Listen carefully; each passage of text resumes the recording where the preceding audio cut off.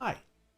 We are back for Dying Light 2 info. This isn't me playing Dying Light. I figured I'd drop in the category since we're not just chatting. We are going to be watching something.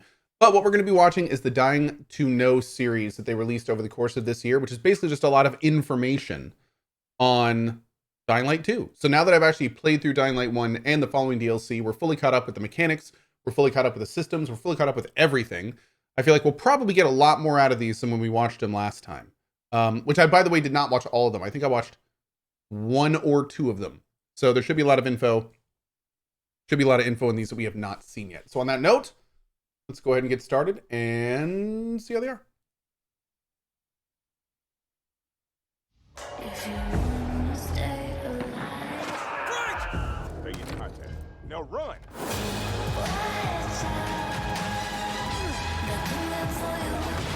Quick note, by the way, these are definitely designed to sell the game. So these are structured interviews.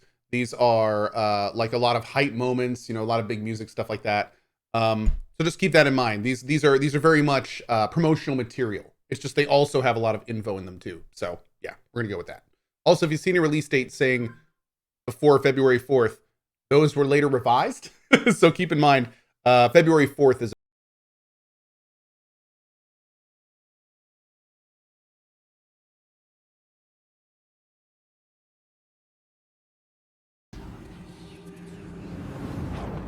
Hello guys, nice to meet you. I'm Leah, and this is Dying2Know. If you're dying to know what's going on in the world of Dying Light 2, then you're in the right place. Here we'll be showing you all the news, the latest from the Dying Light world. We'll be announcing a few contests, we'll be talking to developers, and probably most importantly, we're going to be showing you a brand new gameplay trailer where you can see the current state of the Dying Light 2 game. But first, there's someone here I need to introduce you to. It's Aiden Caldwell. I'm a pilgrim, an outcast, roaming like a Japanese Ronin or an Old West desperado. My past is dark. Figure so, yeah. But my future has a tiny, dying light at the end of this tunnel. Oh, he said the thing. Hello, guys. My name is Jonas Scott, and I voice Aiden Caldwell in Dying Light 2. But before that, I'm going to host this program with Leia, if you don't mind. My pleasure. Well, I'm ready. Jonah's definitely ready, and I hope you're ready. So if you're dying to know, just like us, then stick with us. That was a pretty good transition. The story told in Dying Light 2 occurs 20 years after the events of the first game. And if you're wondering what happened in those intervening 20 years, well, there's no better person to ask than the Dying Light 2 world director, Thomas Gabau, with who I'll be talking in just a moment. And after that, I'll be speaking with Piet Jemenic, the narrative director of the game, so about the characters that appear in Dying Light 2. That's 20 years later. Yeah, so this is probably not any of the same characters. Welcome to the show, Thomas. So the first question I have for you today is, do I need to have played Dying Light 1 to sort of understand what's happening in Dying Light 2? No, actually, you don't. Like you mentioned before, a game takes place some 20 years later, in a world where humankind has lost the war to the virus. So, in a way, you could say that Dying Light 2 takes us to the world beyond the apocalypse. Intriguing. All right, tell me more, please. Well, you remember the events of Harran in 2014.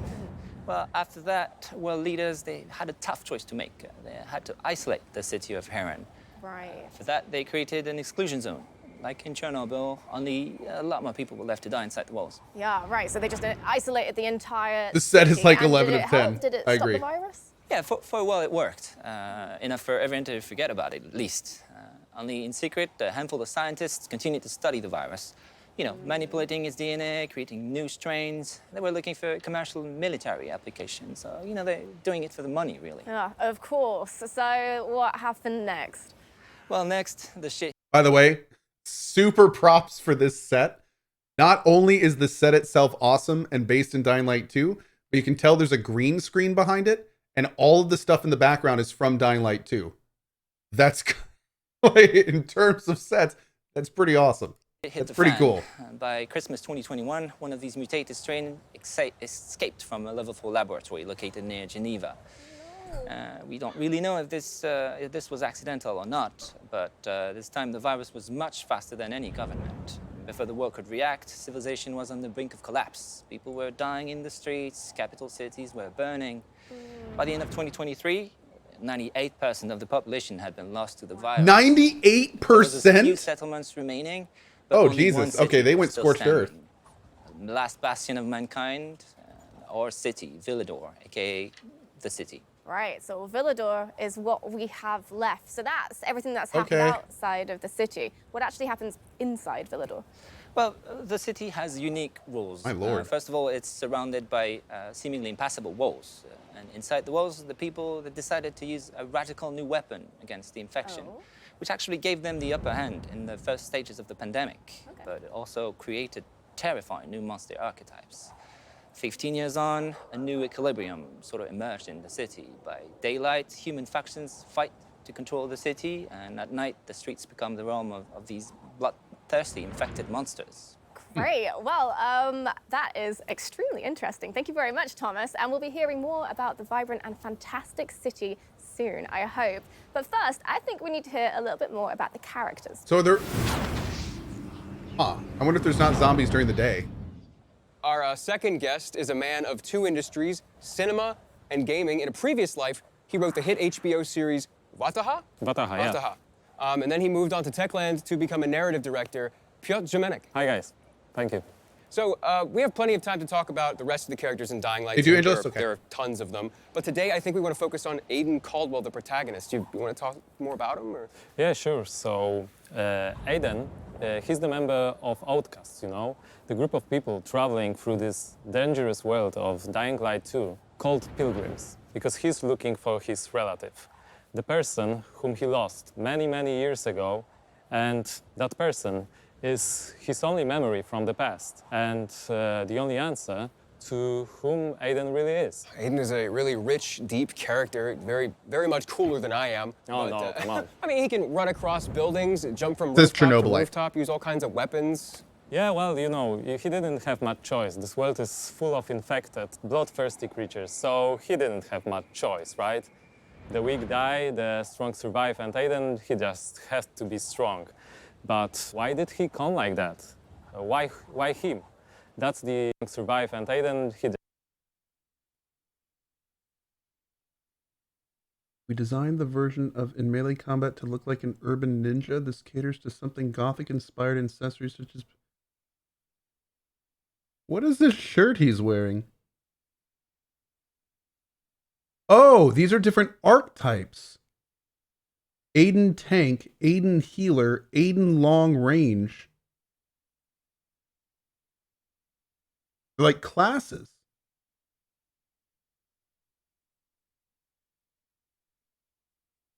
What? Like, if you read his shirt, it's going down like the classes of the... You pick a class in this one? just has to be strong. But why did he come like that? Why him? Yeah, he's got That's redactions the all over it main too. question of the game, and the player will have opportunity also to decide how Aiden will evolve. Will he help the weak? Probably the will skill it trees. distract Yeah, maybe. him from his main goal? Or maybe he will just strive to the end of his search as soon as possible. I can't imagine trying to survive or live in a city like that as a lone wolf by yourself without any kind of support. Well, he's not gonna be alone, you know. He will meet many people. Hey, it's the But guy from again, Death depending Stranding. on the player Oh, choices. maybe a little older. Some of them will become his allies, but some of them will become his enemies. One of the group he will encounter are the Night Runners, the former special force officers who were sick of the army's cynicism and lack of concern for common people. But they were brave enough to help the people during the night. And the night, as you know, is pretty horrifying in the game. Yeah, so Aiden joins them, joins the Night Runners. Oh, that's the question, my friend. The player will have to answer too. I won't spoil the pleasure of discovering Aiden's actions and true motivations, but what I can share with you is the fact that we really put big effort to make this character and many others complex and multidimensional. But there is so much more to be discovered during the game. Oh, that's fascinating. Can't wait to learn more. Thank you so much, Piotr. Thank you, thank you. Oh, So before we watch the gameplay trailer of Dying Light... real quick. Oh God. Oh, I just messed everything up. Dying Light. Oh, here we go, good. Great. Zwan says, I'm curious if we'll see Kyle in this one or some reference. Dude, I kind of hope Kyle is a super zombie. I kind of hope we find the character from Dying Light 1 and he's become one of the sentient, like, bad peoples. Look at that, this. that would be This pretty, is the that'd be pretty finest great. edition This is the of first Dying win. Light Yeah, first ever episode. made. This is the platinum edition of Dying Light. This has every bit of content ever released for Dying Light in one place. It's massive. I mean, look at it. For those of you who haven't experienced Look at Dying it. Light yet, we are introducing Look at it. Dying Light 1 Platinum Edition. It's the biggest and most complete edition to have ever existed. And we're offering it to you now at an historically low Historically price. low More prices, content, Cat. Lowest price. It's literally no better time Historically. to buy than now, and you can get it on Steam, Xbox, and PlayStation. Get your platinum edition of Dying Light now. This is the best offer Ever. ever. I guess we don't have time to go over everything that's in the platinum edition, but it is everything. This is how it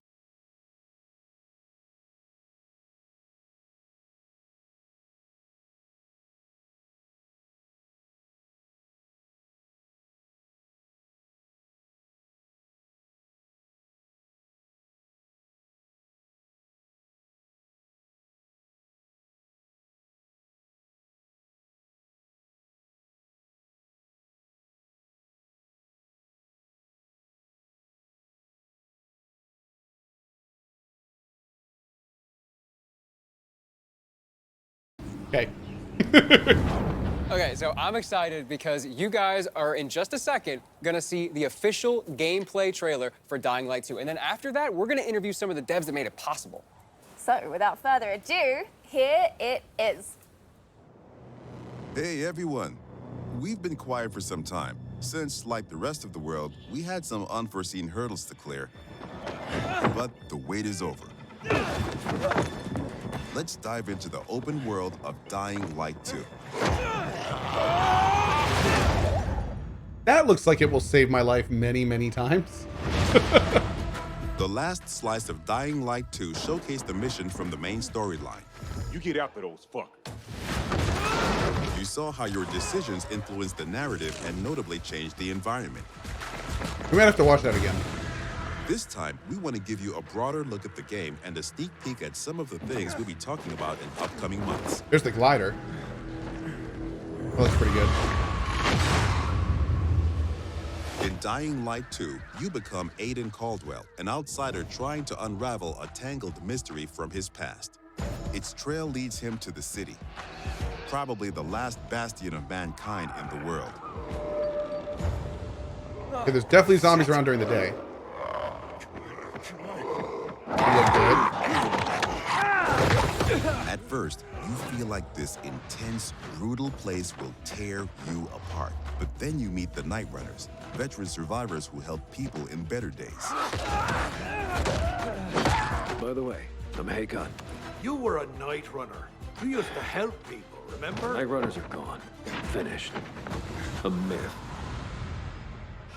And although it's not entirely clear you can trust them, you need allies in the dark.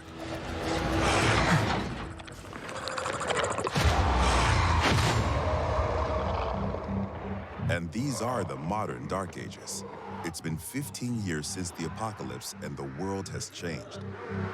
The old civilization has fallen, but a new one has been built on its ashes. People fight desperately for scarce resources. Rules are broken, and weakness is punished. She's innocent! 3 factions struggle for position in the city.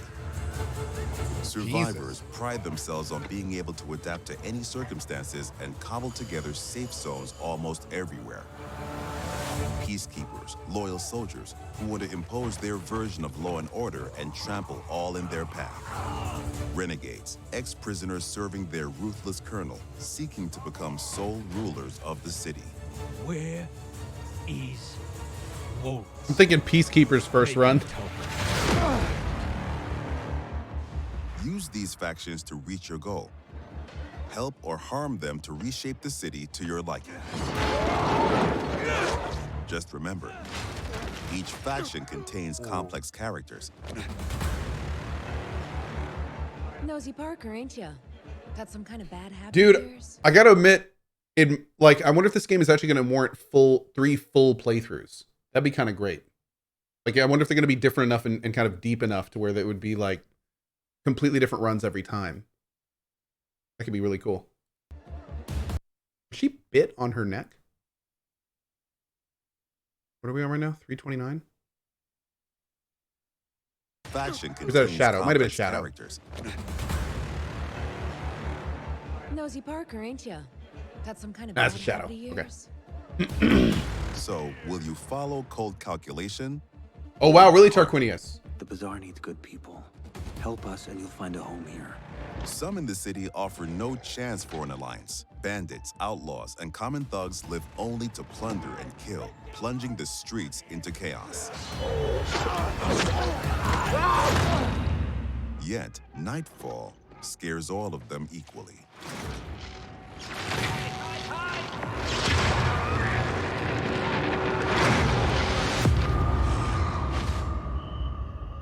Darkness changes the rules of the world.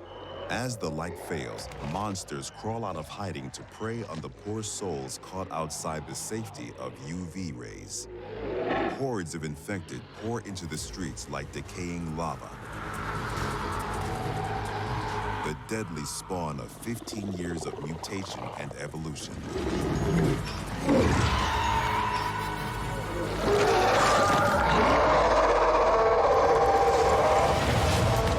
Your only escape? Exploit the city's verticality and flee to the roofs. Oh, this looks so good! You are never safe from swift and deadly virals.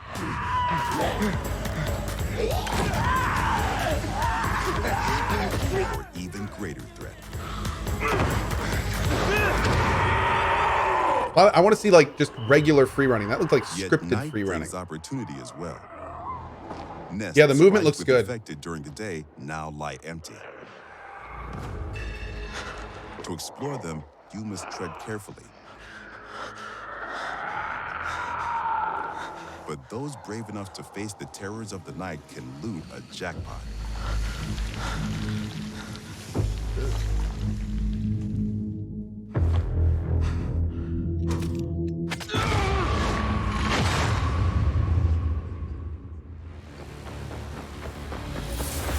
Luckily, you have all the tools you need to survive. That looks good. Extraordinary parkour skills allow you to navigate even the most treacherous terrain. Of course he'd missed that, right?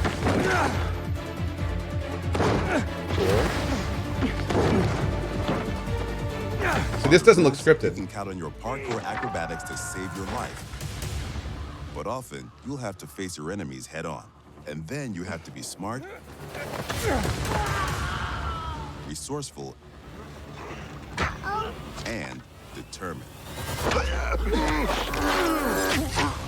We've worked hard on the essence of our combat, making sure swinging a big, meaty weapon is fun, satisfying, and well executed. But even the most brutal fights can be tactical as well. You have multiple ways to hone your skills toward the gameplay style that suits you best. It's up to you if you focus mostly on mobility and parkour, or aggressive, blunt force combat, or a crafty approach where the tools you've created get the job done. Every ability you learn can be a game changer and possibly a new favorite move. Things move fast and quick in Dying Light 2. Each moment matters. Each move could mean triumph or defeat. Wait a second. Choose your actions and friends carefully. Everything you do in the city can reshape the gameplay environment, change the course of the narrative, and decide the fate of the city's residents. But most importantly, you decide your own fate as well. You're about to turn. Make sure to stay human.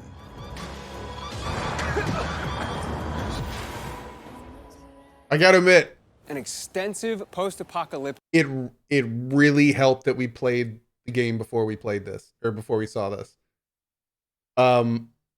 That's like it's knowing what's already there in Dying Light and then seeing like that stuff plus everything else on top of it makes it a lot more kind of it's so much easier to follow. Yeah. world. And I really like that divisiveness, you know, the life on the roof Actually looks and then, really and then death good. on the streets. Yeah, like the intensity of the day. Sergeant Putters, yeah, we just wrapped up a playthrough. Yeah, it's almost like Dying Light 2 is 2 different games put together into one. Yeah, like despite that, despite all the brutality going on the ground floor, there's something about like the rooftops and the plants. It's cozy. Yeah, I kind of want to be there. But it does feel like every decision is vital. Like your choices actually do have some consequences. Choices and consequences are incredibly vital to Dying Light 2's gameplay. And we're going to interview some devs and talk about some other very vital gameplay mechanics. Our next guest is Adrian Pizza-Shizewski. Hi. Nailing these Welcome. And pronunciations. that gameplay looked awesome. I know we can't wait to get our hands on it, but congrats. Yeah, for sure. It looks like you guys have a very I unique hope not, world and a Yashirobe. very unique game. Where I y'all get your hope not. inspiration from? Oh, that was a research. We did a deep dive into the history of our world, and we found repetitive Oh, Theory patterns. Crafter We says, as a found Polish that person, people use these the aren't the same best behavior pronunciations. In the Okay. past, after the fall of civilization, or after the fall of the nation that's supposed to be a backbone Close of enough, our nice. world. So our approach was super simple. We just copycat those behaviors and attitudes and show you how our world would look like after the fall. However, it's kind of obvious that the main reason that civilization fall is virus pandemic or eventually the economical collapse. Yeah, that's basically obvious thing. But it's even darker if you connect those things with the research we did at the beginning of the production. So people will question everything. They're gonna blame everything and everyone that's supposed to guide us in our lives every day. So they're gonna blame governments, they're gonna blame law, they're gonna blame science, or even religion. Some people might ask themselves that, where was God when it happened to us, basically, you know? So I feel that all of those things together creates the sensation that it's a giant step backward for our civilization. So, Dying Light 2 has a subtitle, Stay Human. What does that mean? Well, it's super hard to remember those values that makes us human, so like compassion or support. So the entire fall, that those dark times we have is a big test for everyone. And I think it's even harder test because to stay human, people would sacrifice what's the most important for them or sometimes risk their lives. Wow, so that's like really intense. And there's like the obvious like double meaning to it, which is what I was thinking. Stay human, don't become a zombie. Yeah, but one disclaimer, those are not zombies. You know, those are infected people that turn to be a monster. They're just crossing a line, you know, and they're turning to be a monster, you know. Because in Dying Light, we all infected. Yeah, we all wearing. Did he just say the zombies aren't zombies? I'm pretty sure the zombies aren't zombies. Yeah. Okay. Okay. This biomarker, you know, Aiden, you're wearing this, I'm wearing this. That's a watch, actually, but you know that, you know. So that's the thing. So the challenge is to not cross this line at all costs. So that's the biggest challenge of staying human in this meaning. I see, yeah. That's what the dots on his Not zombies wrist at all. were. People have crossed the line. Right, well, fascinating. Thank you so much, Adrian. To answer the multiple questions I've seen in chat, yes, that is Leia. That is Leia, I think, is her handle, or it may just be Leia. But yeah, that's Leia, the Twitch streamer. Yeah, Definitely going to be hearing from you She's again great. soon. Yeah, thank you so much. We have with us Katarzyna Tarnacka, the environmental art director. Hi. And we have game designer Michał Duzak. Hello. So, choices and consequences. The player has to make a choice, and they have to experience or endure the consequences. What does that mean? Basically, the whole system of choice and consequences is really, really complex. I would say the best way to describe it is that player is making the decisions based on 3 layers. First one are the choices that you do during the main story missions. And those big changes actually can change the whole game or even how the story ends. The second layer are choices that you do while the quests. And those choices can actually influence the mission itself. And the last one, the last layer, is so-called city alignment system. And I, as an open world game designer, would like to focus on. Please do, go on. All right, so water and electricity are basically a key to survive in every world. By restoring it, player can not only unlock the water or electricity in the area, but he can also, based on his decision, assign it to one of the factions. which will influence how the district looks like or who's going to live inside of it. But it also, what is pretty more important for a player, unlock new tools for him, like unique tools for each factions, like car traps, zip lines, or a trampoline. That player can use in exploration to deal with bandits or infected, or simply to move faster through the city. So basically, based on your choices, you shape the game environment, which gives you a different experience every time you start a new game. And what is worth mentioning here that Dying Light 2 is playable up to 4 co-op players. So you can host the game or join other players and see how their choices came up differently to your own. Interesting. There's one thing I'm really curious about, though. Night versus day. How does the gameplay differ from the night and the day? Well, the short answer is that day is for humans and night is for the monsters. But to describe it a little bit better, I would say that during the day, humans, factions, bandits, or survivors scavenging the city and searching for some scraps or someone who might have them. And this is the best time for a player to explore the city, meet its citizens, learn the stories, day-to-day agenda, or even simply help them in a quest or open world activities to survive those dark ages. Yeah, and that sounds quite pleasant, but I'm guessing night changes everything. Exactly, exactly. During the night, all the infected get out of the buildings, and compared to the Dying Light 1, the night is gonna be even more intense this time. Intense in terms of the amount of enemies, the new types, and new, more aggressive behaviors. And what is important, this time night can mean also opportunity. An opportunity for the players who are courage and skilled enough to use the fact that all the infected are outside and buildings are accessible to explore them and search for the most valuable loot in the game. Katarzyna, you're responsible for the post-apocalyptic look of the city. Can you tell us a little bit how about the city became to look that way? Yes. I guess the important thing to realize is in 2025, a decision was made to use a chemical attack to stop the spread of the Haran virus. And the result is a tight ring of chemically active areas around the city. Some of the chemicals have gotten into the groundwater and spread under the surface, killing every living plant and every living thing in its reach. What it means for the city is that the street levels are virtually dead. The soil is unable to sustain any life, any plant, and the street level is a domain of the monsters, just decaying in every aspect. Wow, so it sounds like there's just no healthy organic life down there at all. Not really. The survival on the street level is pretty tough, so the common people are just visitors there. But the life prevailed. It moved up to the rooftops.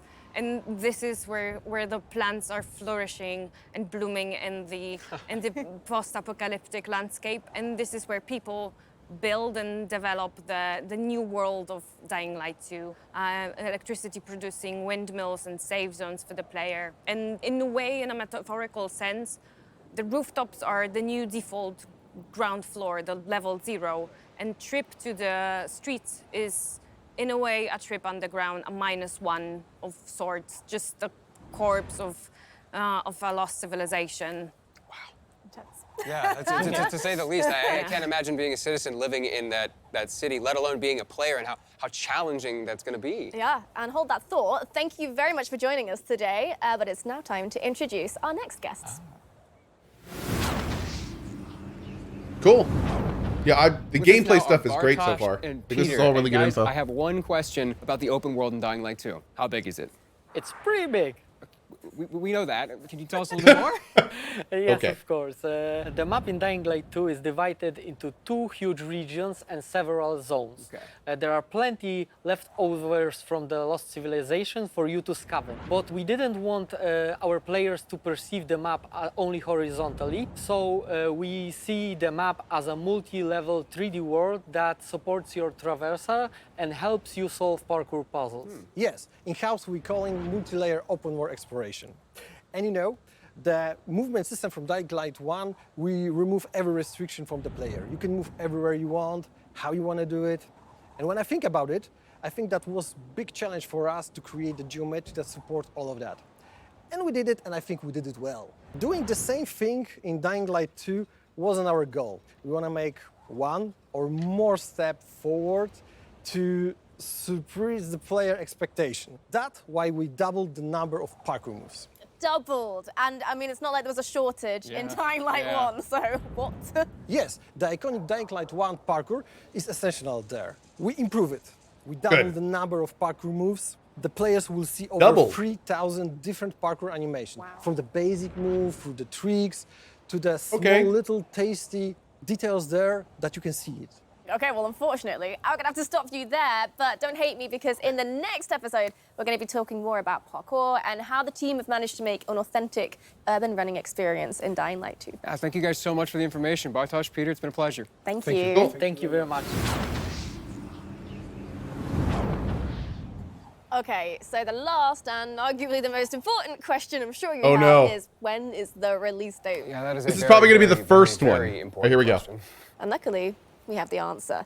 And that answer is the 7th of December. Nope, it's not. She is lying to you. It is not December 7th. It is February 4th. They delayed it 2 months. So yeah. By the way, before you move on to episode 2, a little bit of discussion around a lot of the commentary we saw in chat. Yes, the game looks really good so far. Yes, they delayed it 2 months.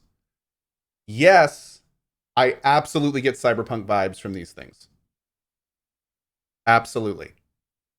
Now, the hope is that unlike Cyberpunk, which did their hype streams right up to the release pretty much, and then the release was terrible, like there's no question if you look at the Dying Light 2 project and you look at Cyberpunk, there are a lot of similarities.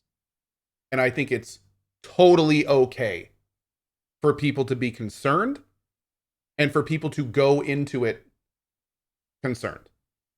I really want to be excited for Dying Light 2. Dying Light 1 was awesome. My hope is that it's going to be great, but there's no question that I think it's as somebody just said, well said, I think it's healthy skepticism to still be relatively concerned. Yeah. So, that being said, I just want to make sure people understand, this is a super ambitious game from what, I mean, especially the open world stuff. It's sounding like there's a lot that could break. And it's also sounding like, even though that this is mostly Dying Light 1, that there's a lot of new stuff they're trying for it too. So, yes, as I'm just said, temper your expectations. If it's great, cool, then we're all surprised. Yeah, that's kind of the way. I'm excited to play it. I'm getting pumped for it. But yeah, I'm definitely like, it's one of those situations where I'm not going in knowing it's good. I'm going in hoping it's good. I hope it's good. Oh, I hope it's good. Swallow just says there's no Cohh in this game. No, there's no Cohh in Dying Light. No. But yeah, these, oh man, I hope it's good. I really hope it's good, chat. All right, let's move to the next episode. Oh, does it go right here? Here we go. Perfect.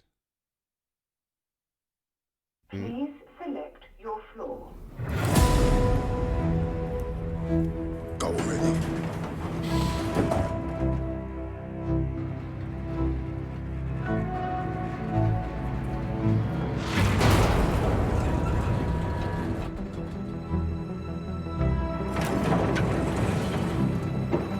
Recon.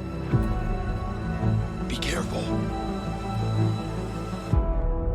Looks clear.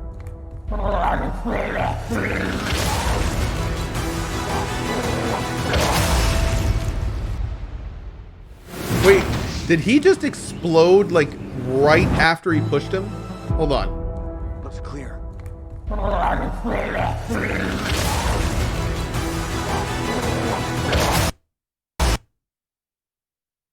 Oh God. No, he fell back. He actually fell back. Okay, maybe he's alive. Maybe he's alive. Maybe. Okay. We'll see. Could be. Hello and welcome to the second episode Hi, Leia. of Dying to Know. If you missed the first episode, you can still catch it on YouTube, where you'll learn more about the game, about the release date, and catch the latest gameplay trailer. Today, we're going to be talking about the infected in Dying Light 2 with some of the people who helped create them. But right now, I'm sure you're wondering, where is Jonah? Well, Jonah is hard at work right now in LA recording some of the voices for Dying Light 2, so we'll forgive him for his absence. But he has left a message for you. Hey guys, good news. I'm in LA and we're finishing up voice recordings for Aiden in Dying Light 2. And this particular quest we're working on right now showcases a lot of the disgusting, horrific freaks of nature that you're going to fight in the game itself. The better news is that the episode today of Dying to Know focuses almost entirely on those monsters, and Leia is going to tell you all about them, and it's going to be fantastic. The bad news is I'm not going to be there in the studio, at least this time. I'm going to be in this studio recording lines for a while. But Leia's going to take good care of you. We're going to make sure that you get everything you need to know. He does have a smooth voice. I think, I agree. I think I got to go back to work. Leia, the stage is yours. Good night, good luck, and remember to stay human. Yeah, I like his voice Jonah. too. Well, we might not be in sunny LA right now, No. but we do have something just... Weirdly enough, that's not the same voice as Crane. It sounds like him though, doesn't it? He sounds like the voice actor from Dying Light 1, but it is definitely not the voice actor from Dying Light 1. But he really does sound like it. It's kind of weird. I wonder if they did that on purpose. as exciting to talk about. The monsters. We're going to be looking at how they're created. We're going to be venturing into the night in a new gameplay trailer. We're going to be seeing what's new on Techland GG and more. Yogi NL. Oh, she still streams. Yeah, I think Leia was on like yesterday or the day before.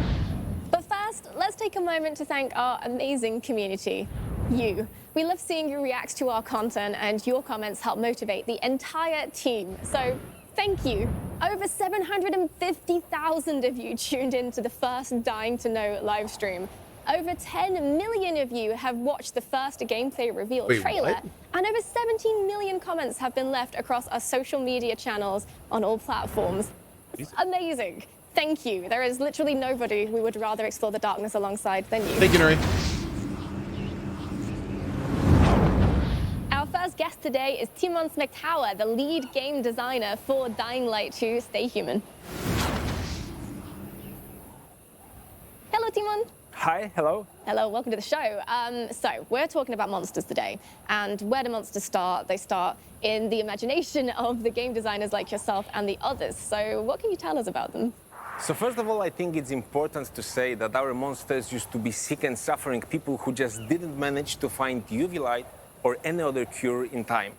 The virus causes them a lot of pain and it makes UV them light suffer. is a cure? And they are not driven by hatred, but by instinct, their new nature. Right, okay, so what does that process look like for turning from a human to a monster? So at first, you get symptoms similar to fever. And at this stage, the process can still be slowed down or it's just for safety. Couldn't find but if UV you light spend or... too much Okay. time in darkness, the sickness Here we go. progresses. And your Oh, look at that. UV reverses the infection but does not eliminate it.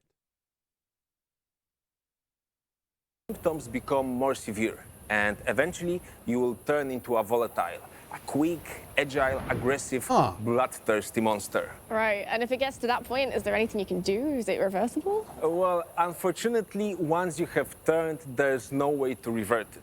And now the UV light becomes your enemy, so if you spend too much time in the sun, you will degrade into a slow-moving and shambling biter. So with that sun sensitivity then, so it's fair to say you're kind of safe outside in the daylight, apart from the biters? Well, yes and no. Of course, you will see less monsters on the streets than during the night, but you will still encounter some. As the sun weakens them, they try to find a place to hide, usually inside buildings. Okay. But don't go into those nests at day, as they are swarming with the infected. Right, okay. So, I mean, you know, if I fancy going in during the day for some reason, is there any chance? And no, absolutely no. So, because if you do it during the day, it's a certain death. Right. But you can explore those places at night. Okay. And because of that, we have greatly improved our stealth mechanics. So now you can go through the entire dark zone completely unnoticed. Wait, That what? is, as long as you stay quiet and don't misstep. Right, okay, which is like my kryptonite, because I will absolutely kick a bucket Oh. back. No, absolutely, don't do that. Never do that. And you're Never face to face kick, with no, the never kick the bucket, no. Dying. And not only that, but you can encounter other I'm the special best infected as stealther. well. You so can you shut tell us a up. little bit about those? Absolutely. So they were created by chemicals that made the infection progress too fast, causing mutations. So sometimes when you stay quiet, sneak behind them, and observe them, you will see that they seem to be uncomfortable in their new bodies, as if they didn't have time to get used to them. Wow, okay. And they're all like quite unique and different as well, aren't they? Well, yes, everyone is unique. And for example, the Revenant, who's my personal favorite, he has those things coming from his back almost like wings. He's very scary, very dangerous, but also smart and intelligent. And to capture this part of his nature, we have kept his appearance more human. I think smart and intelligent are two of my least favorite things when encountering an enemy that sounds that scary. Wow. Well, thank you so much for joining us today, Timon. Thank you for having me. I want to hear more about that stuff. What do the wing things do? And now, why don't we take a sneak peek at some of those monsters in action in this brand new gameplay video. So, you have an army here? The peacekeepers. Seriously riling up the bazaar folks. I'll proceed with caution. Are we going? You wanted to show me something? Sure. Follow me. The animations look so much better compared to one. You guys notice that? You don't know when you turn. Especially the face.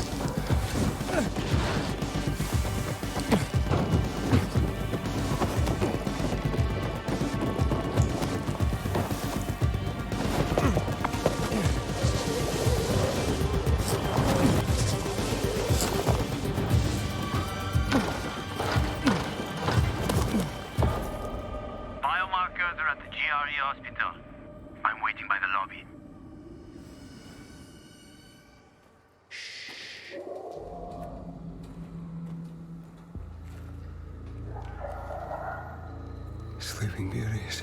Yeah, we have to walk past them. If you crouch and move slowly, they shouldn't notice you.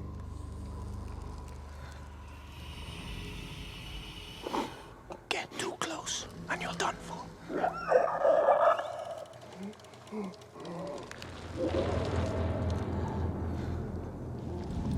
Oh, you can go much lower in this one.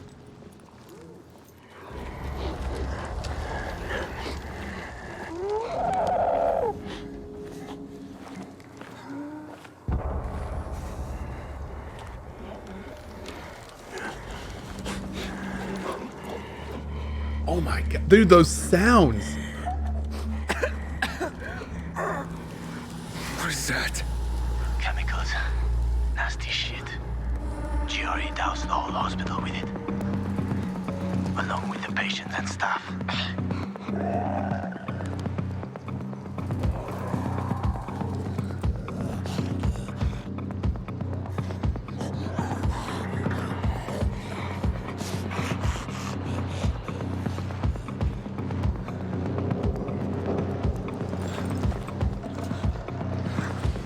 Wanted to stop the infection at all costs. Worked out great for that.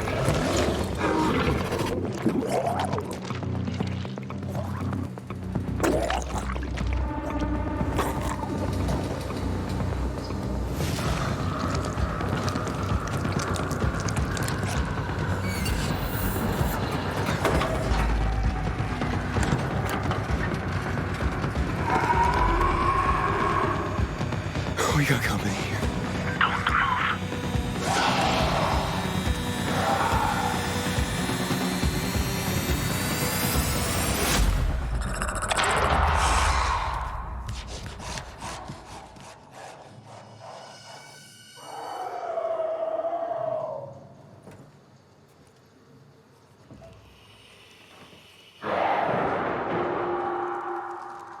These environments look incredible.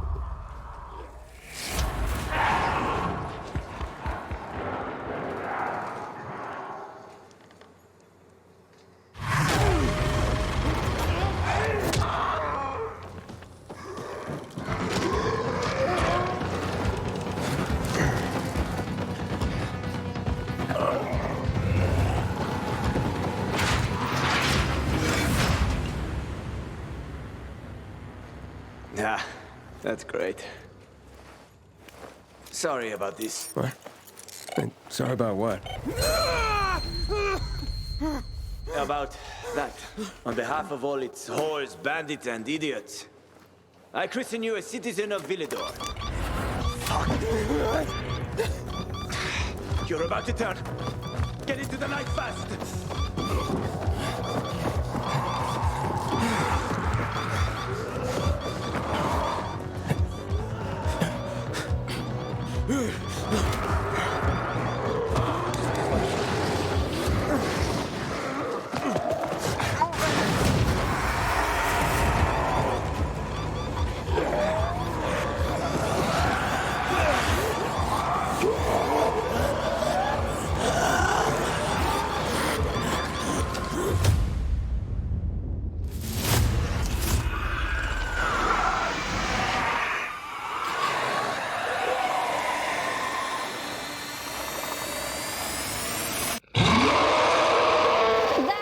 Wild. And if you want to see how the creatures we've just seen were created, Kasia Bech, the lead character concept artist, and Dominik Vashenko, the lead 3D character artist, are here to tell us more.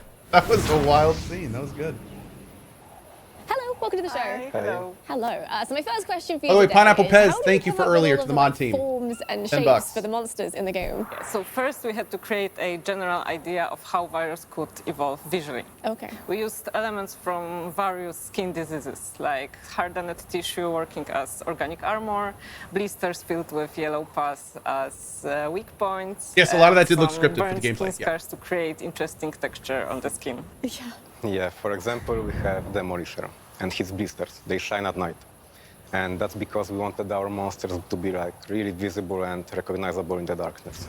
Yeah, for sure. And you kind of must have had this idea from the start then that you wanted the Demolisher to be the bigger and tougher of the monsters, right? Yeah, we knew that he would throw heavy objects or charge. Oh, Eco, And we're our just goal watching was these to today. make his silhouette really monumental and aggressive, just to show that strength. Okay, so I do not have Demolisher's access to probably this one of right the now, else bigger I would be monsters playing in the game. Have you got an example of like the smaller monsters, maybe? Yes, of course. For example, we have Banshee. She's insanely fast and agile. Because of that, she needs to be, of course, smaller than the Demolisher, and she doesn't have like the hardened tissue that we saw on him. But I wouldn't mess with her. Yeah, we really wanted her femininity to show. So she's wearing a dress, though it's pretty ragged now. And also she's wearing jewelry that's fused into her body while she was turning. And her hands grow larger than the rest of her body. Almost same like in Demolishers, but here the disproportion is much bigger. Wow, yeah, and I feel like there's a story behind that with like the jewelry fused into the body. That's so intense. But why are her hands so big? Basically, they are her weapons. So, yeah, because she strikes from above, her fingers grow longer and also sharper to cut, not to hit, because due to her lower strength. When's the game come out? February 4th. She knows. Exactly. So does that mean we can be expecting Banshee to jump from the roof down on us? Yes, she's so fast and agile that she might surprise the player like by striking them midair. Wow. So, yeah, something that no other like monster can do. No. Okay, yeah. Can't see the Demolisher doing that. Have I played The Forest? Oh yeah, love it. Thank you so much for joining us today and sharing more about the process of design. Thank you. Thank you. Thank you. Well, if you like stories, we've got a bit of a treat for you. When it gets dark at night and the monsters leave their lairs and roam the city streets, the residents of the city like to gather in their safe spots under the UV lamps for protection and wait out until the dawn. And when they're doing that, they like to kill time by telling stories themselves about Banshee, for example. You're wondering why she's wearing that beautiful necklace and ball gown? Well, now you can find out. This is how the world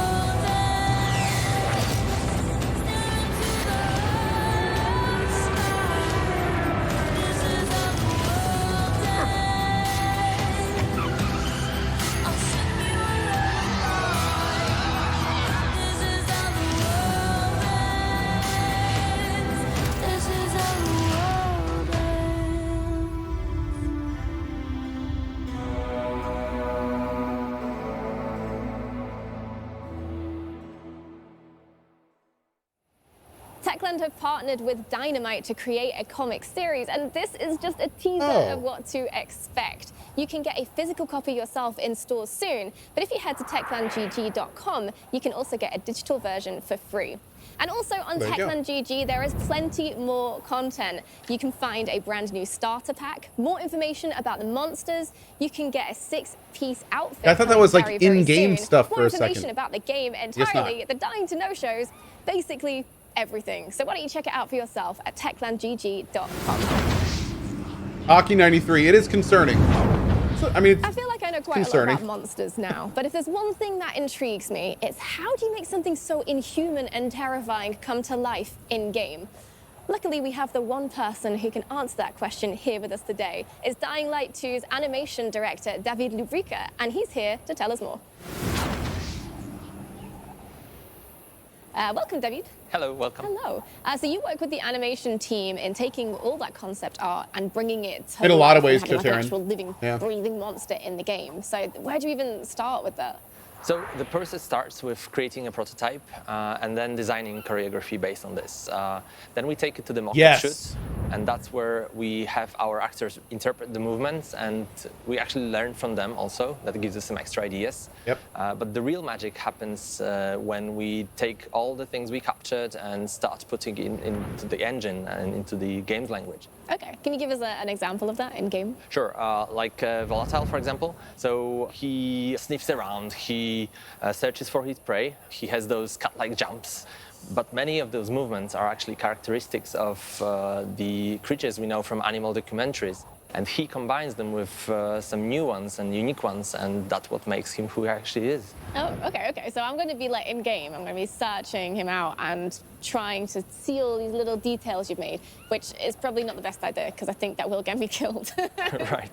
Yeah, with him it's As not in the I best know. idea. But we have other infected, and all of them actually have very, very distinctive and interesting behaviors. Okay, so you're giving them all like unique personalities in game. Sure. So let's take a look at Howler, for example. He doesn't fight. He's more of an alarm, like this light tower, searching for prey. He screams to call other infected when he spots human, but also he sometimes rises on his tiptoes to see better, to see his surroundings, but that also makes him look like this very scared, panic child. Why is he so scared? Well, it's because there are some traces of his humanity in him. He really wants to scream, but the virus has attacked his lungs and vocal cords, and that would just hurt him too much. He's helpless. But they all just lose this Jesus. fight with their instincts then at some point. Totally. Actually, they rather evoke pity. You can see that they can notice the deformations the virus has done to their bodies. They can touch them. They can experience something like seizures.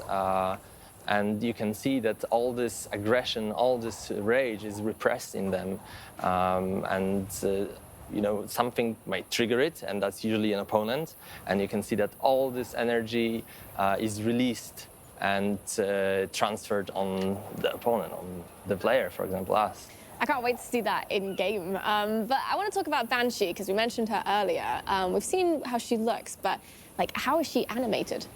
She's a curious one. She has those really long deformed fingers, and she uses them to fight, but kind of like a byproduct. And we had to imagine how she would feel about them. And we thought they must really bother her, right? Yeah. She can get really clumsy with them. She falls on them in this very uncontrolled way. There's as if she was. There's subtitles. Say somebody said, "Cohh, you seem really skeptical about this game." Well, here's the thing. This game had a troubled development. About a year ago, there was a pretty big expose written about it, how the project was not going well at all. And then they kind of went silent with COVID, and then they kind of burst onto the scene with these. And of course that made everyone kind of really nervous because this is kind of what Cyberpunk did. So yeah, that's why. Ever wondered So. which of the infected in the Why world doesn't he of pause it? Dying 'Cause Light there's you might subtitles. be, then Read I've got those. good news. You can check out a quiz at dyinglightgame.com/which monster and find out whether you'd be, I don't This is know, animation a stuff. violent volatile, This stuff's cool and all that, but demolisher, I'm or here to get info. maybe a human. Take the test and share it with your friends because, you need allies out here in the darkness, even if you're an infected. Or maybe especially if you're an infected. And if you can't wait until December the 7th to find out more about the world of Dying Light, why not check out what's been added to Dying Light 1? Within the last month, over 500,000 new players have entered the world of Dying Light, and we've had the highest number of active players across all platforms since launch. All right, well, since Dying to Know is about the world of Dying Light 2, there's still something else we need to hear about. If you pardon the pun, because we're going to be talking about the sound design of Dying Light 2. If you've ever wondered about where the roaring, the growling, the screaming that covers the streets of the city at night comes from, then you're in the right place, because we're going to be talking to one of the lead sound designers to tell you more. Senior sound designer Tomek Shedak is here with us today. Hello. Hey, nice to meet you. You too, hello. So, first question. Do the monsters have their own language? They technically are not herd creatures, so they didn't develop sounds to communicate with each other, although there are some exceptions. For example, Howler, when attacked, he would scream to alert other infected, and then you can get yourself into really big troubles very soon. Let's talk about the process of actually creating those sounds, though. So you have to imagine what a volatile might sound like from scratch, and where do you even start with that? Well, you know, the virus deformed the infected in very different ways, and you have to reflect it in their voices. So, for example, the acid-spitting monster, you know, has to have sound with some kind of acidic characteristics, some watery, hissing stuff in it. And there is the Banshee. Oh yeah, no, we've already seen a lot of gameplay. And her voice is high pitched and vibrating and. Don't worry, they're not just doing this. This is kind of interspersed with gameplay. You work alongside your twin brother Wojtek, and he also records a lot of the sounds that you use to create these monsters. And we actually have a video of that process, so we can have a closer look at what that entails.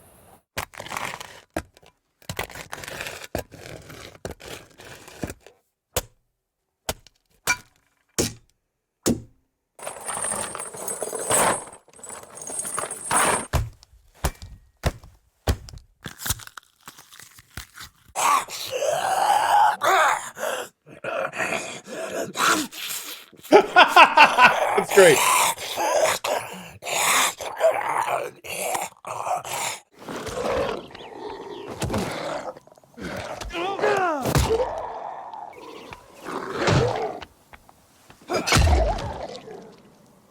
Yeah, so now you can see how it works. We always rip start that dude's with throat. I know, right? Because all of aggressive orange eating. I hope we see that as a subtitle. And then when we hit a zombie at some part point. Is coming, and a lot of sound design magic is happening. Also, we have to cover a lot of emotions in the infected voices, because you have to know. I mean, the player has to know if the infected is in pain or is super aggressive or is maybe dying. You have to pass this message through the voice, and the message has to be very clear. So basic monster like a biter has 700 voice assets, so the scale is it's enormous. Yeah, that's a lot to try and communicate in just sounds. So that's the monsters, but what about the entire city? Our city is dying, so we had to find these abandoned places where there is no sound of the civilization. We visited abandoned factories, we visited post-military bunkers. We went to the forest at minus 15 degrees because it sounds completely different than in the summer, and we climbed up the mountains. It was a lot of interesting places we wouldn't visit without Dying Light 2. And you know, at night with the good headphones, you can definitely enjoy it. I cannot wait to hear it. It sounds like you've got a fascinating job. Are these spoilery? I mean, a little bit, yeah. Thank you so much for coming in today. Thank you for having me. And you can check out the hard work of the Shedak brothers and their teams when Dying Light 2 releases on December the 7th. February the 4th. The thing about this is when the project has as much, I don't want to call it controversy, but when there are as many, one of the reasons I'm watching these and is because I'm really excited for it, and I want to look and see how the project is looking. That's why I'm looking at these videos, is I want to see like how the whole picture looks. So it is a little spoilery, but at the same time, I want to be excited for this game. And I'm very curious to see, like, I'm curious if through these videos we can get a good handle on the current state of the project. Yeah, so that's why I'm watching them. It's worth the little bit of spoilers that we'll see to get that, I think. Of course, we're never going to know until we like, my biggest concern with this stuff is frankly, the bugs. At this point, the game looks good. The enemies look great. The world looks interesting and big. Like this game already has checked off a lot of boxes. But honestly, I don't think we're gonna see the stuff I'm most worried about in these videos, which is it gonna be buggy? Are quests gonna not work with each other when you like converting part of the world? Could it brick my game? Like there's a lot of stuff. So yeah, but I mean it's still really cool getting all the info we can about it, and especially since we just finished Dying Light 1 and the expansion, it's much easier to tell like what is new and really shining and stuff like that. So Cohh has jinxed it. Trust me, I don't have the power to jinx it. At this point, there's nothing. If this project can't be saved at this point, it can't be saved. Or maybe it's already good. Like we'll have to see. We'll have to see. Cohh doesn't want to get cyberpunked. That's kind of, yeah, in a lot of ways. Yeah. You can become a part of that amazing universe. we don't Remember the need any of UGC contest? It's all Gamescom edition. Okay. Did I finish the following? Hi I did. everyone, my name is Timon Smektawa and I'm the lead game designer at Techland. Welcome to the Gamescom edition of Dying2Know. You can watch the previous episodes of the show on our YouTube channel. They reveal many details about the game and showcase unique gameplay videos. So if you still haven't seen them, you know what to do. Last time we showed you the monsters, our special infected enemies. So today, let's talk about how to fight them. And not only them, but also King of DB, other calm down, big buddy. threats Calm you will down. encounter in the world of Dying Light 2, which are us, humans. Unfortunately, humans tend to be the most cruel and brutal species out there. Real quick. Yeah, I agree. I think approaching this with a good amount of skepticism is good. The only thing this game has really going for it, it's kind of a for and against.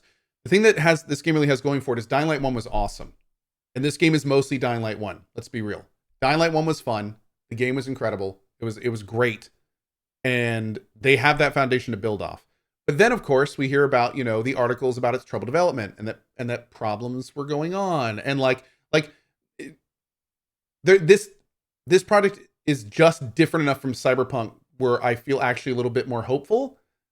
But again, we'll have to see. We'll have to see. I will say this. If Dying Light 2 comes out and it sucks, I don't know what I'm going to do. Like if Dying Light 2 comes out and it's Garbo, mark my words, man, like my faith is going to be shook. Like at that point, like I don't know. I don't know, man. I don't know. It's going to be so hard if it comes out and it sucks. Because at that point, it's just like, all right, Japan, carry us with Elden Ring type games. Like, yeah, I'm done. I'm done with everyone else except From Software, pretty much. That's it. I give up. Yeah. Oh my lord. Yeah. I hope Stalker 2 is good too. But Stalker 2 is a discussion for a different time. Anyway, but I have faith. I think Dying Light 1 is great. They did a good job with it. I'm hoping they can make it work. Especially during an apocalypse. Especially during an apocalypse. Before we talk about fighting, let's start with the basics. All right, now How do you move around the city? If you watched our previous episodes, you know that a large portion of the city's population has changed into monsters, roaming the streets. That's why it's extremely difficult to move around, unless you can run, climb, brawl, swing and jump, as the best option to explore the world of Dying Light 2 is parkour. Let's talk about it with my first guest, Kacper Kowalczuk, senior game programmer. Kacper, you are in a team directly responsible for creating parkour movement in Dying Light 2. So what can you tell the Gamescom viewers about it? Well, we're really excited for the players to see what we've prepared for them. They will finally feel this amazing freedom of movement in a city built to support parkour from the ground up. Even the highest building is not an obstacle anymore, but a parkour tool to help you get higher. Even those familiar with Dying Light 1 will be pleasantly surprised, because we took all that we learned from parkour in DL1 and built everything from scratch. It's a more challenging way than to simply upgrade it, but it's more rewarding as well. Okay, but from my perspective, And I think your perspective as well, creating a realistic movement in an FPP game is very, very difficult. And we have spent a lot of time and resources to make it physical and exciting at the same time. So how do you feel about it, Kacper?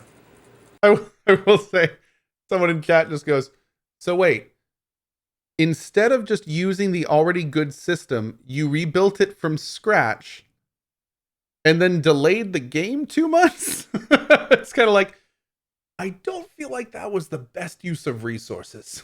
I feel like that could have been done better. Maybe not have rebuilt the system from the ground up when it worked well and everyone loved it. And I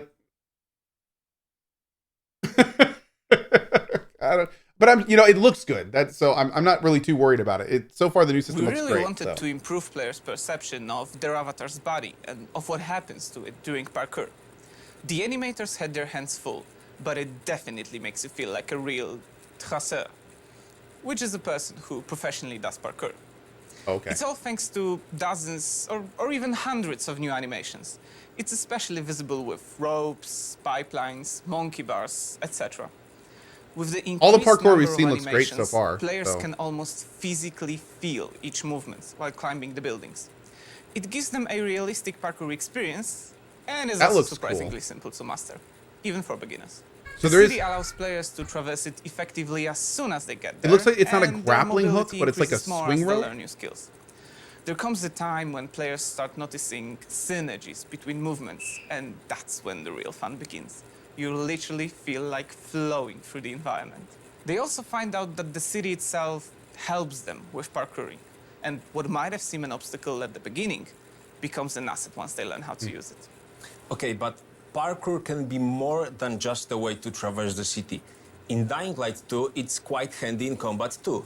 Why does every game need parkour now? Well, to be fair, Dying Light 1 was like one of the most well-made parkour systems. It was also one of the first that did it really well. So parkour and Dying Light 2 kind of go hand in hand. Yeah, this isn't a new thing for the franchise.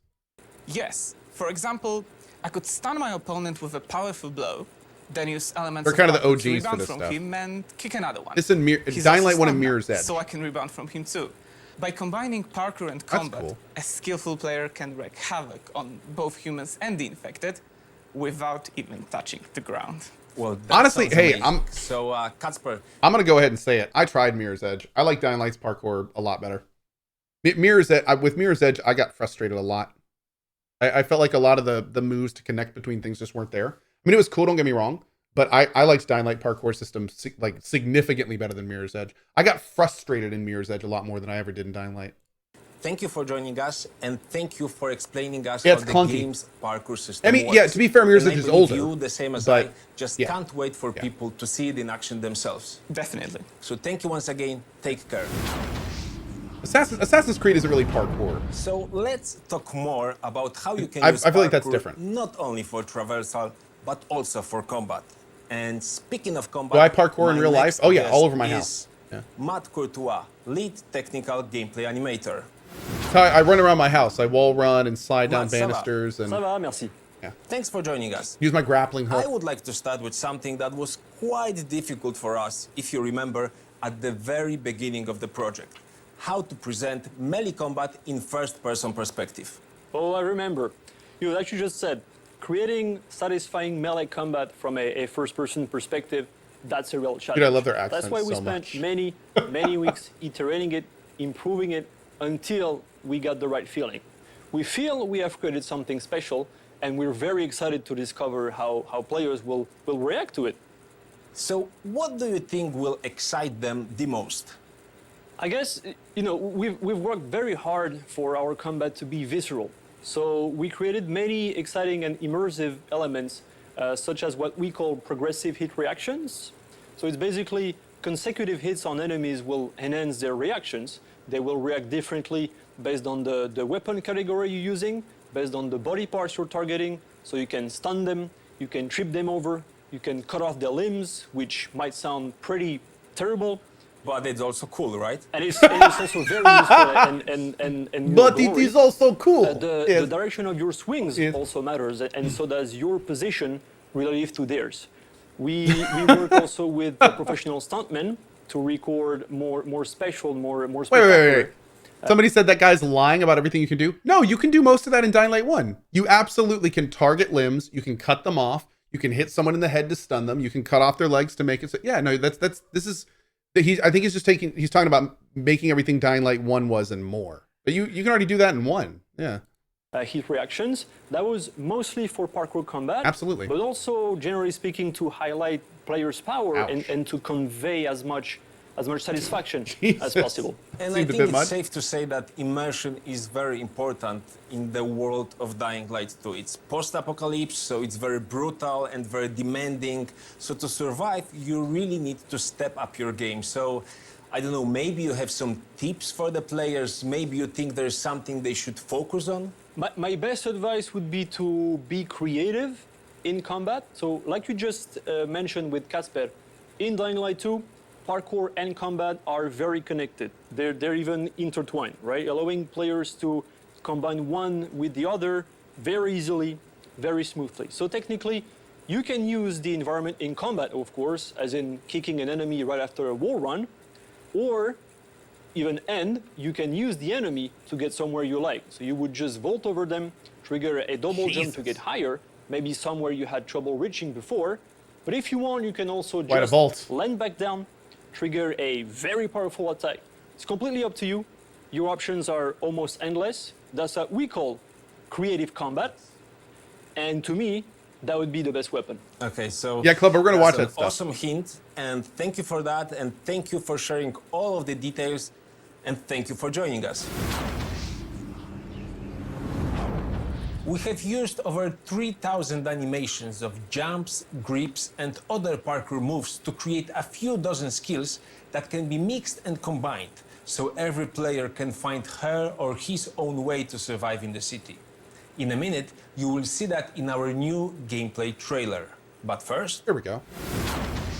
I missed the girl from earlier. Leia is kind of great. On techlandgg.com, we have another gift for you. For those who are already exploring the Dying Light universe. Sometimes I wonder what this city looked like before all this. Probably like many others. People had their ambitions, plans, lives. Now it's all gone. The virus started it, but it was the people who made the world the way it is. This city, Villador. They tell me they had a vision. They had hope. But soon, one vision broke into many different ones. Oh, that dude is dead. That is a dead man. Instead of fighting together, people stood against each other. War broke out. Was it a little bird? Met a broken leg? Hope died.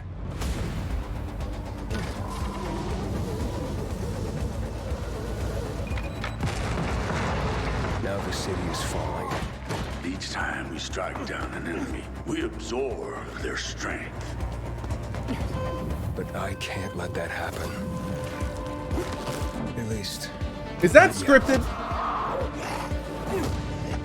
But I can't... Is that scripted? Now the city is falling. Each time we strike down an enemy, we absorb their strength. But I can't let that happen. At least... I don't think it is. Yet. Maybe? I need the secrets the city holds. Oh, fuck. Hey! Still some rats here. I have to pick a side. Wall running looks like it's going to be a lot of fun. You're doing great so far. I have to make a difference. Let's check and see.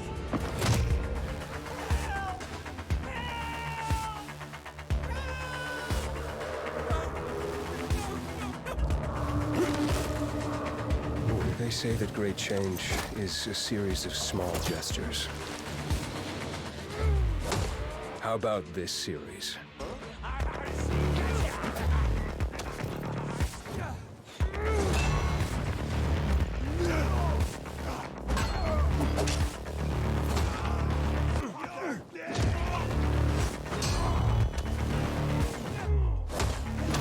gotta admit, man, the combat just looks fun. It just Is looks all fun. hope really gone? We'll see about that. Oh. The trailer presented quite a few new tools of destruction that you will soon get to use. Looks like in a lot Dying more Light 2. options in the first So one. now, let's talk with the people that are actually making them. Actually, just to be super clear, how about this series? He is blocking and parrying this time, right? There's the dodge, but it's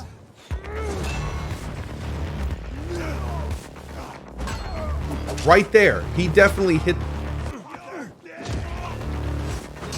there too. Yeah, it looks like there's a straight up parry system now. Right there. Yeah, they're showcasing it, man. Really gone. Okay. We'll see about that. That was one thing very much missing from the first one. Like you could kind of hit an enemy as they were hitting you and it would do something, but not like that. Destruction that you will soon get to use in Dying Light 2. So now, let's talk with the people that are actually making them. Marek Musiał, lead 3D weapon artist. Hi. And Szymon Strauss, the producer of the weapons team. Hello.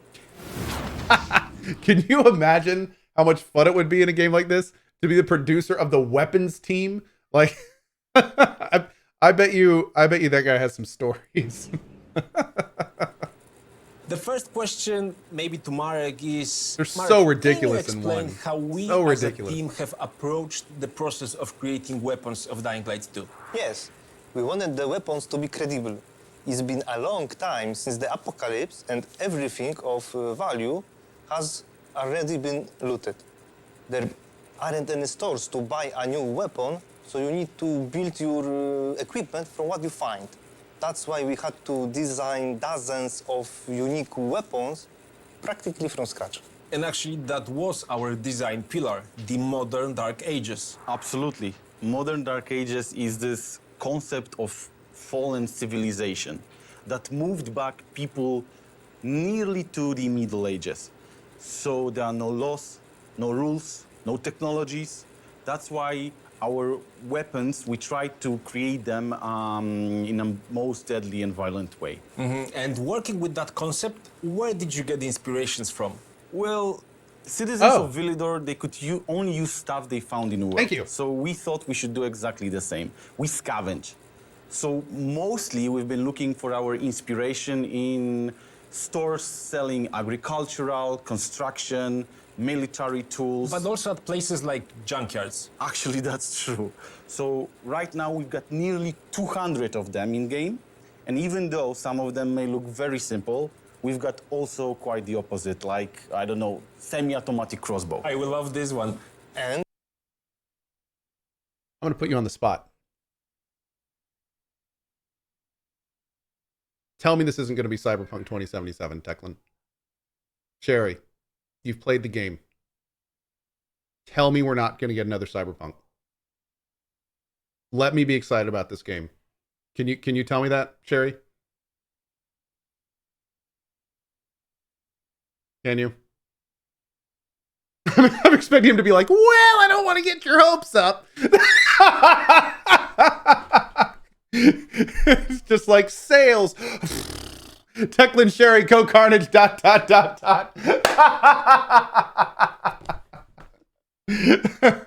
He's like, I want it to be a surprise. No, I think you know what I mean. I say that just because like it's, you know, it's so unfortunate thinking about this. Like the Cyberpunk stuff was so bad that now other devs have to deal with it. How frustrating must it be for a company like Techland to like, it's like, cause you know, that's been said 1,000, like it was so bad that now we have, oh my God, man. Oh my Lord. And Sherry, for the record, don't say a thing. I'm totally messing with you, but I'm like, oh, it's incredible. It's incredible. This is the timeline we live in. Cyberpunk was not bad, Cohh, please. Step 1, remove blinders. Step 2, face reality. No, I mean, of course, Cyberpunk had some good stuff, but I mean, there was some clear major issues. No, of course, I was just playing with Sherry. By the way, I'm pretty sure that's the gentleman I was talking to on Twitter. We just gave away our last copy of 20 Dying Light Enhanced Editions that Techland gave us. Big thank you again. That was super cool, you guys. So now 20 more people are going to be able to check out Dying Light, which we just finished our playthrough of, and the game's incredible. So it makes me feel a lot more. Applause, please. That's the one saving grace right now that makes me really feel like I really think this could be like something cool. I really think it could be something cool just because the first one's so good. And we just played it. It was great. It was great. It was an awesome experience. So anyway, we're gonna inhale the hopium, inhale the copium. Let's keep going. Let's do this. February 4th really can't get here enough. Just to know each one has a unique design and history. Just by looking at the weapon, you can tell where the maker found the parts. Okay, I don't want to interrupt this again, so this is the last thing I'm going to say. Someone also just said The Witcher 3 was also great. Okay, Witcher 3 had some major release problems, and also Witcher 3 to Cyberpunk is not Dying Light 1 to Dying Light 2. Cyberpunk is a complete, like, it's similar in some ways, but it's also completely different in a lot of other ways. And they did a whole bunch of brand new things. They also made massive promises they couldn't keep. Saying The Witcher 3 to Cyberpunk is nothing like Dying Light 1 and Dying Light 2 are like 80% the same game. Let's be real. That's a good thing. That's a good thing. That's a good thing. So let's not do that. Military base, a museum, a repair garage. Exactly.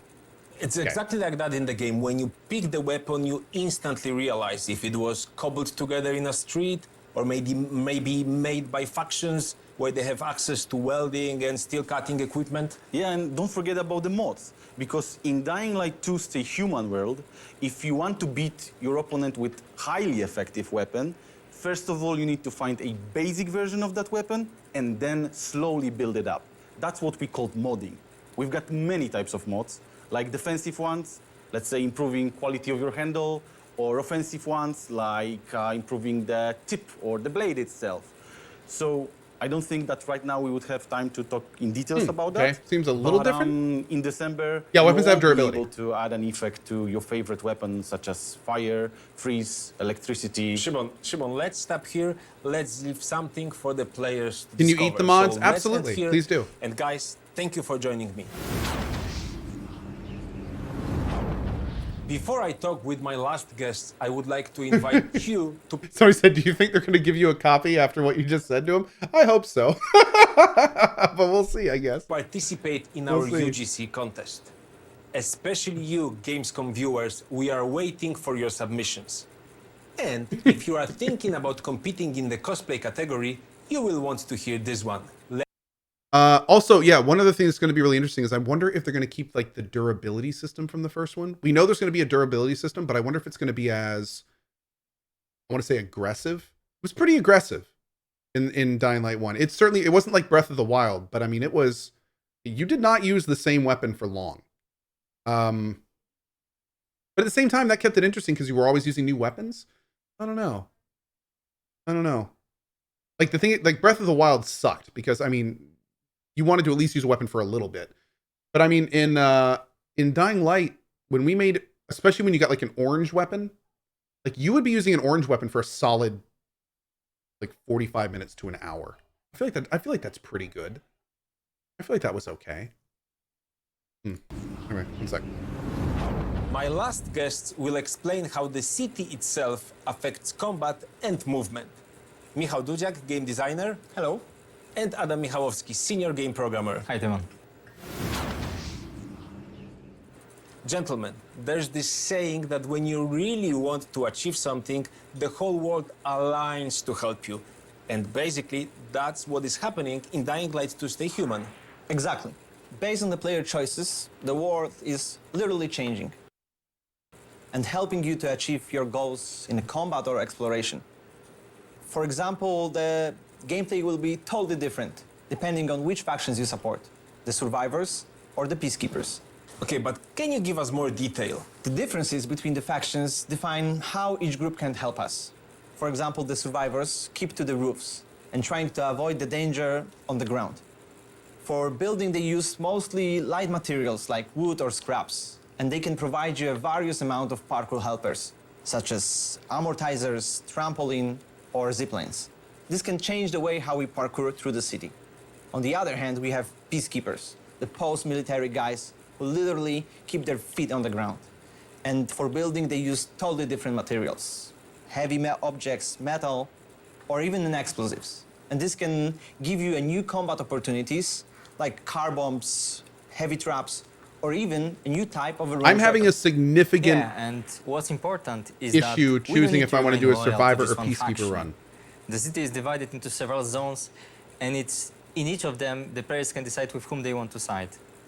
So while progressing through the storyline, you're able to shape the world to fit your vision and needs. Okay, but we know already that humans are active during the day and monsters come out during the night. But let's reveal more. What are the other differences? Well, monsters attack mostly in groups, and they instinctively take advantage of the numbers. So to defend yourself, you have to keep your head on a swivel. Monsters don't use special tactics, but it doesn't mean they are easy. They push forward, so you have to be clever to avoid getting cornered. And to win, you have to stay active, move a lot, and learn to abuse their unique weaknesses. And explosive traps might come in handy. Yeah. Okay, and what about humans? They use increasingly more complex behaviors. As the game progresses, defeating human enemies and monsters will become more and more challenging. But unlike monsters, people cooperate. So while fighting them, we need to closely observe not only individuals, but also the whole group. And of course, there are many more unique subtleties to both humans and monsters, but I think we should let the players discover them on their own. Well, okay, that's a good idea. But all of that sounds very juicy. So let's end here. Guys, thank you for joining me. That's almost all for today. You learned a lot about parkour and combat in Dying Light 2. We showed you that parkour is not just a tool for exploration, very but juicy. also an important element of combat. You discovered some of the weapons that you will soon get to wield, and you saw how choosing a faction may support your parkour and combat skills. Before we end this episode, we have one more special announcement for you. Dying Light 1 is coming to Nintendo Switch. So Gonna be honest, when I first heard that, I was like, oh, that's gonna be ridiculous. This game is way too fast for Switch. And then during the playthrough, somebody mentioned that they had Dying Light on the Switch, and a bunch of other people in chat started saying like, oh yeah, it's actually pretty good on Switch. That's kind of good to hear. That's kind of good to hear. Have any of you guys played it on Switch that are in chat now? Have you guys been liking it?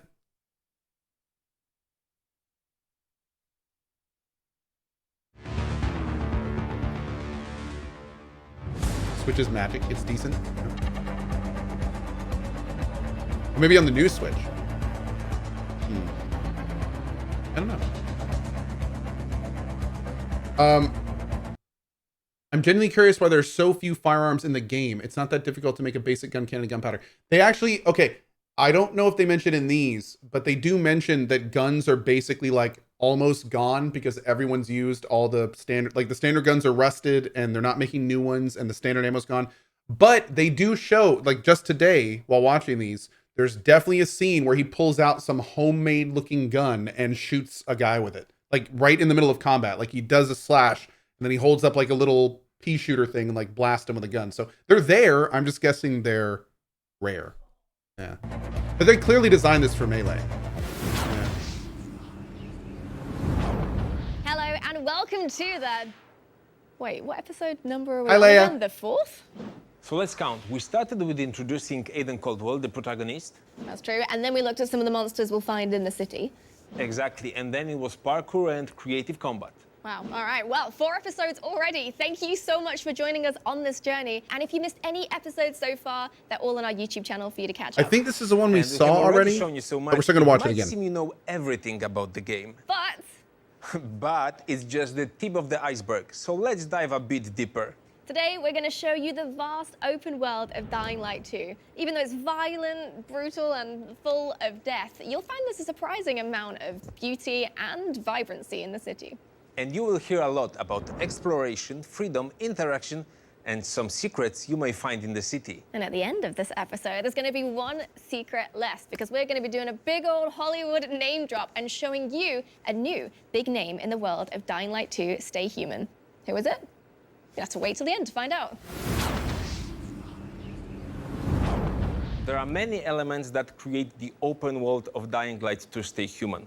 The city has a diverse architecture with historic churches, a business district, modern We already know apartment who it blocks, is. Yep. and old Villador. It Not gonna is spoil full it of for those that haven't immersive seen it. sounds that fill the streets, and there are plenty of It's characters Keanu that you Reeves. will meet along the way. But it's impossible to talk about all of this at once. So let's start with the places that you will visit and explore during your journey. And for that, I have my next guests. Katarzyna Zielińska, senior concept artist, and It's not Bartosz Keanu Januszkiewicz, Reeves. lead 3D artist.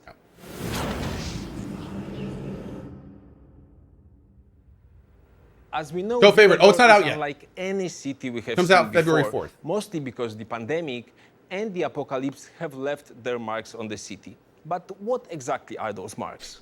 Yes, we wanted the player to feel the past of the city while they're exploring it, to see the city's old glory, this old civilization, its old monuments of its old heroes, big skyscrapers, a TV tower, or old abandoned subway stations, or even an abandoned cargo ship. I mean, the city's heydays are clearly behind us, but if you explore it fully, you find old traces cool. of the city just before the spread of the Haram virus. That's very true. Dragon Also, Flame, during same. exploration, the player will see that citizens of the city are trying to bring back some of the aspects of, let's say, normality. And yes, they are fully aware that it's pointless, but they are still trying. To give you an example, we'll meet a man who, to add some love to the city, created something that's similar to today's dating apps. We'll also have a chance to listen to an opera singer who sings arias from years ago among the ruins. And those are the colorful characters I mentioned. Anything to add? Yes, it's definitely worth exploring the major vast city of our game. Besides the player's main goals, side quests, and missions, you can venture back to the past. I really hope that Dying Light Tinder has like some zombie pages, and in the description it's just like with a picture of a zombie. That'd be kind of, I'd be all over that. Past of the city once called Villador.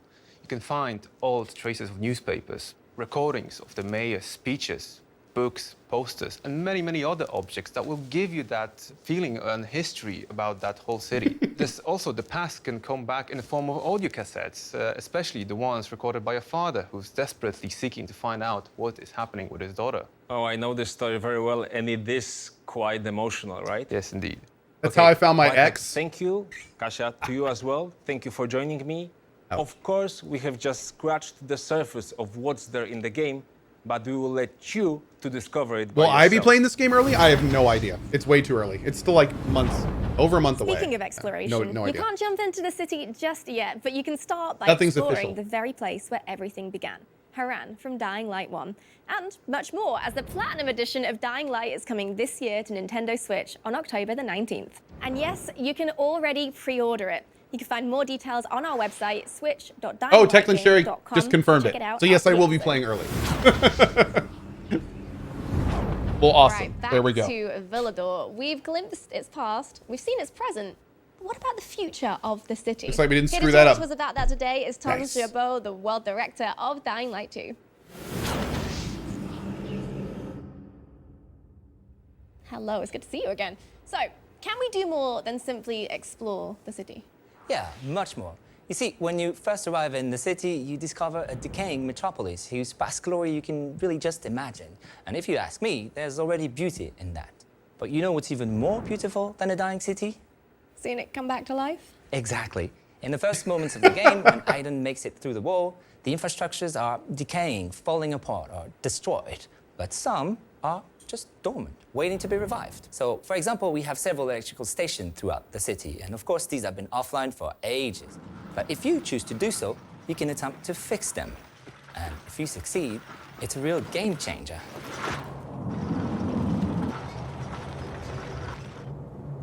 Oh, that's right. Yeah, he's like dragging the wire around. With electricity back on, the face of the city changes. Storefronts light up, gonna be air vents weird. turn on and help with the navigation. Electrical traps become available to fight the infected.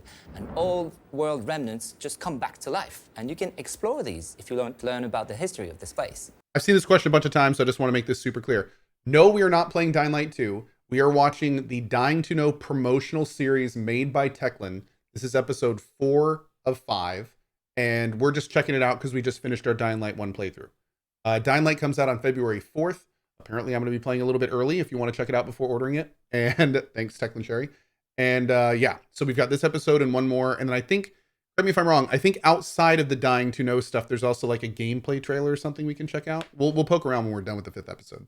Ooh, and I do want to learn about the history. So we can revive the city, literally, then. Yeah, but there are many more ways in Yeah, which there the is. choices Okay. of the player will shape the world around them. Okay, I mean, what kind of choices are we looking at? Well, actually, as you restore power to the city and help a new civilization rise on top. The title is misleading. Dying2Know series. Dying Light 2 right now. That's the Dying2Know series.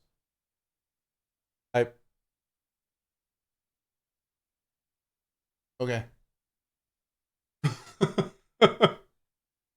Okay. Well, I did what I could. Of I'm the sorry. old one. You're given one central choice. Which faction are you going to side with? It's called the City Alignment System, and besides gameplay consequences, it will give you the power to shape the skyline of the city, literally. You see, peacekeepers or survivors, according to your choice, will build different structures with a different function, harboring different characters inside of them. Okay, that's quite vague. Can we have a specific example in-game of what that might look like? Yeah, for sure. Let's look at this situation. So in this case, for example, we chose to help the survivors. What we're going to see is they are going to build a school on the rooftop. And inside of it is a teacher teaching the kids. Now, let's look at what would happen if I chose the peacekeepers instead. You see, the school is turning into a PK rooftop outpost. And inside of it is now a shopkeeper with whom I can actually trade. And outside is an NPC who may just have a specific quest for me. Ooh, so we've gone from a teacher to a shopkeeper here. I mean, can we actually interact with these NPCs? Yeah, absolutely. Actually, let's look at it this way. If you were to go to a foreign place, you would probably want to talk to the locals to learn about where to go, where to sleep, where to eat, where to party, maybe. It's the same in our city. You can talk to the locals to learn about the insider We can secret of the party? city and actually answer some important world questions. You know, just learn to get around in our city. Oh yeah, absolutely. But what about when the sun sets? Well, then it's a different thing. You know, you will learn about urban legend, folk tales, and actually ranging from campfire stories through songs to rooftop theater. People will always need stories to learn how to live, and it's especially important in our city. And who knows, if you pay attention, Thanks, maybe Grex. you'll realize that some of your Appreciate actions, that, some man. of How the you choices been? you make Happy in-game holidays. become stories told on the rooftops. So I could be an urban legend in Yeah. the game. That's so cool. I mean, it sounds like I'm going to need multiple playthroughs to really fully experience the richness of these choices and these worlds. Well, thank you so much for joining us today, Thomas. It's been a pleasure. Thank you, Leah. Yeah, so multiple playthroughs are definitely going to be a thing. That's cool. If you'd like to start exploring the world of Dying Light 2 Stay Human already, why don't you go to techlandgg.com, where you'll find our whole new section with stories about the citizens of Villador. Check them out now and let us know on our social media what you want to hear about. Is there any reason you're playing Deus While Ex you're tomorrow? there, Because don't I forget really grab want to all play the Deus rewards Ex and tomorrow. goodies, such as these new weapons, the Dragon Breath Bow and the Neon Storm Ye Old Trusty. Go to Yeah. techlandgg.com to get them now. Misa MJ with the 19 My months. next Thank you, guest bud. is the composer of the Dying Light 2 Stay Human soundtrack, Olivier de Riviere.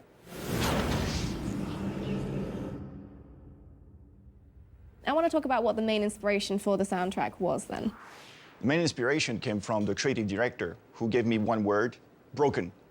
So that was very inspiring because it's a strong word, and we wanted to spread that idea through the city, the main characters, the story, everywhere. Not only through the story, actually, but also through the gameplay. So every actions, everything you're doing is supported by music. Okay, that's a pretty This guy did a strong Plague main Tale theme. too? Does that change depending on who we're talking to or what we're doing? Yeah, definitely. What we wanted to do is to have something that will be impactful for players, that will they'll be recognized. So, for instance, you have And factions Vampire? in this game. Those factions have a musical theme, and then as you are giving away some zones, giving away some buildings, locations, you will give that to a certain faction. Therefore, you will have a certain music attached with the faction, and therefore the music will sound depending on your choices, which is like creating the soundscape of the city out of your choices. Wow, yeah, so you're making it quite a personal experience then as you make your own little mini soundtrack. Definitely, yeah. That's really cool, so it sounds quite interactive. It is very interactive. Let's take like throughout all the gameplay mechanics we have, there is parkour, of course. And the idea is like on the ground level, there is like death, there is nothing. And so we didn't want to have music there. But on the rooftop, where life is back, we wanted to have a sense of freedom. So parkour happens there. And you have the music at first, if you just run, what happens is like the music is just a soundscape, something that's, you know, it's not big. But the more moves you do, the more crazy stuff you're doing, jump over the, you know, the building, the walls and everything, the bigger the music, to such an extent that at some point the music kicks in into a flow, parkour flow. And now you don't even want to stop parkouring because the music is pushing you to do that. So, yeah. Yeah. That sounds really That's like kinda cool. rewarding. It sounds kind of awesome. Making your actually. own little awesome soundtrack as you go. What about the combat then? Is that the same? Yeah, the combat has the same treatment of being interactive, so you would have to meet, you know, any enemy with a special melody, a special theme, but mostly it's about your actions. So if you go and fight and decide to be very, very blunt, the music will react to this, as well as, you know, if you kill somebody, if you get away, like running away from the enemy, and everything is supported by the music. Okay, all right. I mean, that sounds really intense. There's a lot going on. It sounds like the kind of thing we need to be able to see and hear together to truly appreciate. So why not take a look?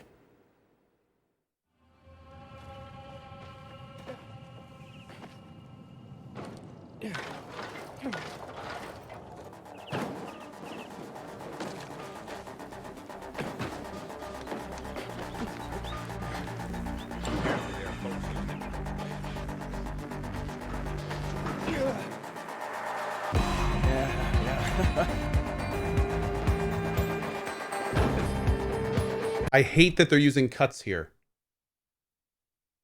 It's kind of impossible to tell if this is actually what we're going to see because they're using cuts all over the place. They should have just showed it. I'm guessing this is the flow we're hearing though, which is cool.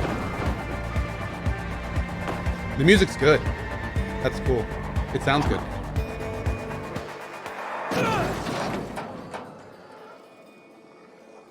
Oh, and then you get to the ground level and the music stops. That's a cool effect. That's pretty cool. Wow. I mean, yeah, you can truly appreciate how yeah, we're it's gonna all watch that, coming Jack. together and making, again, a really personal feeling experience. But does that kind of change depending on where we are in the map, like what location we're in? Right, it definitely changes depending where you are in the game. So when you start the game, the music would be sort of like soundscape moody, some little things, you know, we don't want to be too big. But as the player goes and as you understand more of the story, as you getting more empowered, the music grows and grows and grows to such an extent that at some point the music get a new treatment and an orchestra is now supporting your actions and the story. Yes, so now it's the next level for the music. But, you know, however, what we wanted to support as well is the personal story of Aiden. And for that, we wanted to have a very special sound, very special instrument that will make the sort of like emotional. Okay, well, I mean, I really want to know more about this, but I am going to have to stop you there, unfortunately, because we need some secrets for next time, of course. Well, thank you so much for joining us, Olivier. It's been a pleasure, and I can't wait to hear the soundtrack. Thank you. None of the things that we are talking about here today would be possible without the work of sound-level designers, such as Edyta Mosińska-Duralska, who makes it all work in the game. What do you say she did? Sound design? Oh, senior sound level designer. Hello, Edyta. Hi. We are kind of mediators, I think, between the composer, Olivier, and the game. We implemented his music and vision into Dying Light 2, making sure that it all works as it's supposed to. Like, for example, since we have so many teams, the soundtrack must switch to another system whenever player wanders off the main plot. Whether they fight walls, search for Mia, parkour, or enter Dark Zone, we see to it that the music gets all the changes and details in exactly those moments Olivier imagined. The music gets all the changes. He has phenomenal teeth for a zombie. Look at that man. And details in exactly those moments Olivier imagined. Make you feel self-conscious. And we know that music changes when you parkour, fight, or enter locations, right? Yeah, sure. But how exactly does it work? So every system works a little bit different, but in fact it all comes down to creating special zones, scripting, and level design. And we had to set up all of this manually. For example, the music needs to know if the player is parkouring in a dangerous or safe place, if they are jumping over the street, what kind of enemy they are fighting, what's the enemy's faction and rank, and so on, so on, so on. And the music knows it's all mostly thanks to special invisible zones that we add inside the game. Okay, invisible zones, this sounds intriguing. So what are they and how many of them are there in the game? Oh, there's so many of them, I guess millions, probably. They are, let's say, boxes triggering when the player enters them. Whenever that happens, they tell the music that it needs to change. But, you know, that's the easy part. The hard one is to set up them properly and fit them into geometry of the world, so they send right message at the right moment. I think that the windmill was really challenging in that matter. And why was it so? So as the player climbs the windmill, the music changes depending on the height they're Okay, at. but let me assure you that players will hear the amazing music and sounds that you have put into the game. Thank you, Edita. Thank you. Yes. If you thought the Dying Light 2 soundtrack couldn't get any more impressive, then we have something else to show you. It was played by none other than the London Contemporary Orchestra in the world-famous Abbey Road Studios. Check this out.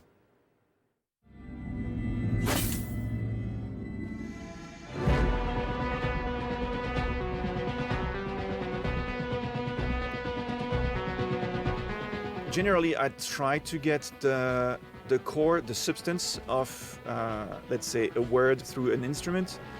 And this time I had to go back to my friend Nicolas Bras, who's making instruments out of junks, literally junks. And he created this instrument that could be in the world of Dying Light 2, completely like accurate with all the little details and sort of, you know, the roughness of the instrument.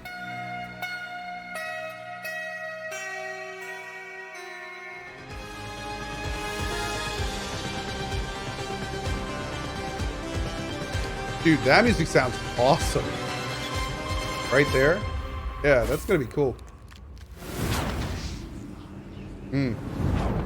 Now it's time for something special. We already know Aiden, the protagonist of Dying Light 2 Stay Human. And Hakon, who in our game has the face of David Bell, the inventor of parkour. David Bell! Now, let's meet another important citizen. Yeah, and that's the perfect time to show you the surprise we have saved for last. You may know her from the Mandalorian series. Or from the famous Sin City. So without further ado, Meet Lawan.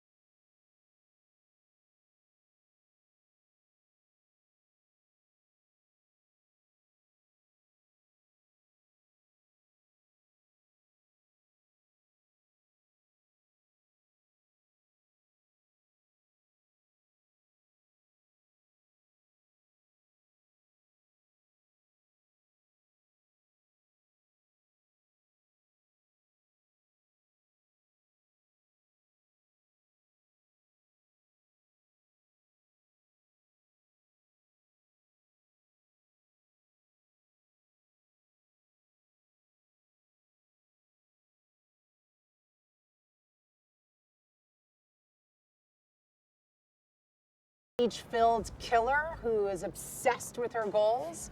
Or will she be a night runner who risks her life to save others? It's up to you. Interestingly enough, and this is kind of weird. So this scene right here. Will she be a night runner who risks her life to save others? We see this scene with a different character in the first episode, which is interesting. Yeah, they swapped the models from an earlier trailer. Yeah, we see this exact scene with a different character, which is I don't know what that means. I don't know if maybe they were just hiding that she was in it. It's up to you. Maybe because they made it a big reveal, but yeah. senior writer Piotr Mostowski will tell us more about Lawan. Hello. They did want to make it a big reveal, so maybe it was a placeholder model. Very well could have been. Yep. So let's talk about Lawan. Lawan is one of the strong, self-reliant women in the world of Dying Light 2 Stay Human. She is an important character with a lot of impact on the plot, but we also wanted her to be way more than that. To be a real person with her own goals, her own motivations, and her own opinions as well. So if she doesn't like something you do or something you say, she will tell you that, and she will act on it, you know, sometimes even against you, and you will feel the consequences of it. She's her own boss, and her kill list is open, so you don't want to end up on it. She has a kill list. No, no, she doesn't. I need to know more about that. Guys, let's stop here because that's a spoiler. Peter, tell us more. Why did we choose Rosario to become Lawan? Because Lawan is uncompromising and she's tough, and you are going to have a lot of crazy adventures with her, sometimes balancing on the verge of life and death, you know. And in the process, she can become your dearest friend or your enemy at some point. So in order to convey all that, because there is quite a lot to convey, we needed an extraordinary actor, and Rosario turned out to be just perfect, you know. And I cannot wait to meet her in game. Thank you so much for joining us today. Thank you. Thanks. Thanks. Cool. Dying Light 2 Stay Human is just a few months away, and on February the 4th, we'll There we finally go. be able to Now they got the new experience date. its vast and vibrant open world, complex characters, and gripping stories. Thank you for joining us today. Next time, we'll show you what choices you Mind might this game? encounter in No. the city No, and no. the ways in which you can change the world. Stay safe. Stay human. Cool. All right, we have one more episode of this. Here.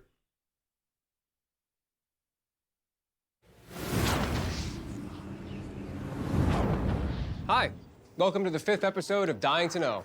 I'm Jonah, and this is Leah. No, it's not Dying Light 2 because that ain't out yet.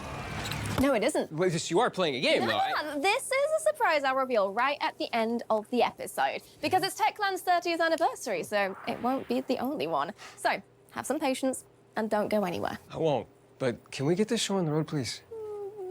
Go on then, let's begin. This time we've prepared something very, very unique, and I just can't wait to show it. That's true. Today, ladies and gentlemen, we will show you fresh news about Techland GG, sum up the Dying Light 2 global preview events, which took place a few weeks ago, and most importantly, a 15-minute walkthrough video straight from Dying Light 2 Stay Human. So if you want to see how the game looks 2 months before the release, stay with us. I would In the very much meantime, like that, or thank you. Just after the show, don't forget to go to dl2.dyinglightgame.com When was and pre-order this? it. Just to make sure you can enjoy Dying Light 2 Stay Human on release on the 4th of February, 2022. Oh, damn, that was That's this something month. I'm gonna do. Me too, Jonah. Me Okay. too. So we're starting with some fantastic news. Dying Light 2 Stay Human is almost ready, and a while ago, some journalists and content creators from around the world had a chance to spend a few hours in front of their PCs or PS4s to play the latest version of the game. We held an event in the UK, I know, because I was there, And in the US, where I was, and there was also one in Russia. Japan. Did you just post in a Twitch chat that's watching this? Imagine watching this, good lord.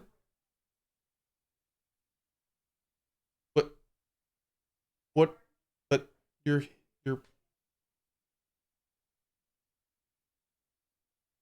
And of course, Poland. Now, even though those countries are completely different, the Imagine outcome reading was that. exactly the Yeah. same. People loved the game. Let's see what it looked like.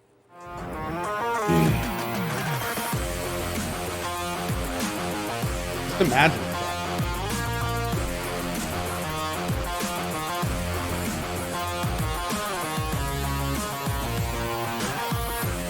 You could just be hearing it. Oh, it's true. Yeah. Now, having seen that, we can't imagine not showing the game to you guys as well. Senior producer of Dying Light 2 Stay Human, Cornell Yaskla, will take us right into the city in a Dying Light 2 gameplay video like none other before. You ready? I am. Hey, Cornell. Hi. Welcome to the show. So, before we talk about the gameplay, which I know we're dying to get into, I want to talk about the preview events The we've game's had. Dying So, Light. what did people who played the game for the very first time have to say about it? Well, maybe it's not too humble for them to say, but they really love it.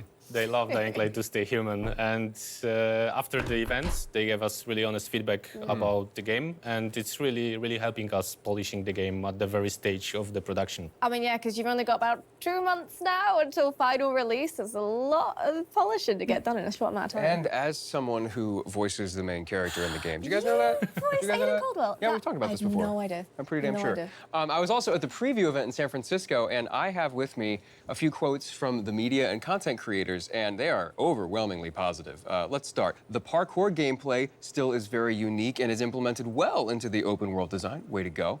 The action is intense, the scale of the world is impressive, and the feel of Traversal is an overall improvement over what has come before, particularly in the way the game builds and expends momentum. And the characters seem like the real strong point. Varied, engaging, and interesting. So way to go. Kudos to you guys. Yeah, that is some Great fantastic feedback. I mean, congrats to you and the Dying Light 2 too. Thank you. So we are going to be seeing some gameplay here in just a Yes, second. this is marketing. Where are Yes, we going? strap What are we in. doing in the city? So this quest takes place somewhere around 1/3 of the story. Aiden is trying to get more details about his missing sister, and he leaves Old Villador and comes to the central loop when he's trying to get to Fisheye Canteen. Yeah. So what's the difference between Old Villador and the Central Loop? Is there any difference? There is. There are completely different settings. While Old Villador is full of traditional buildings, this is the oldest part of the city. The Central Loop is full of skyscrapers, office buildings, so Aiden has to start using his paraglider. And of course, there are plenty of places connected to open world facilities. Okay, cool. Okay, so I mean, aside from trying to get to the familiar Fisheye Canteen, what is our overarching goal for this quest? It starts with a truly spectacular view, the city coming back to life. But then suddenly something goes wrong, and we need to help Lawan fix that. It's a great opportunity to see how the city alignment system works in more detail, to get a glimpse of a complex story and dynamics between the characters. But enough of me talking, and let's just watch the gameplay. Damn it. I was wrong. Can't see shit.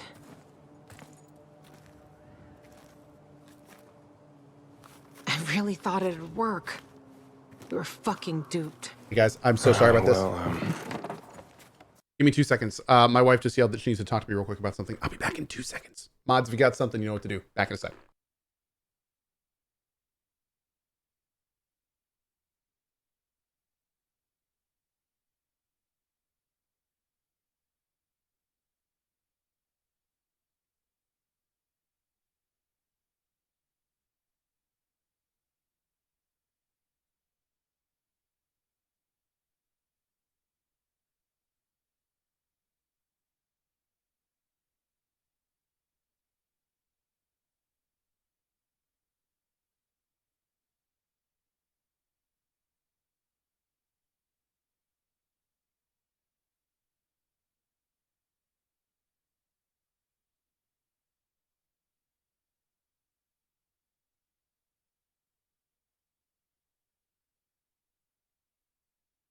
Thanks, friendos. Sorry about that. All right, let's keep going. At least it's peaceful. Oh, wait. Play this gameplay from their channel separately. It's in 60 FPS and much better.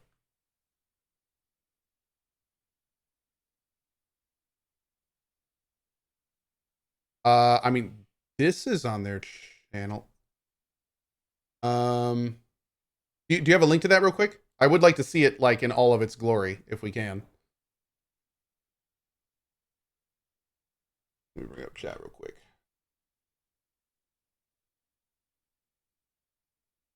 A lot of enters. Rick rolling? Don't Rick roll me. Don't be that guy.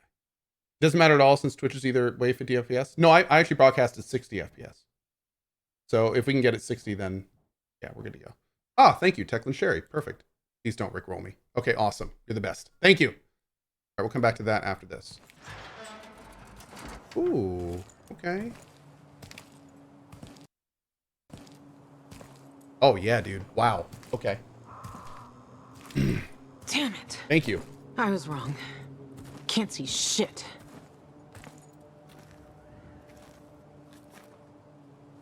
I really thought it'd work. We were fucking duped. At least it's peaceful.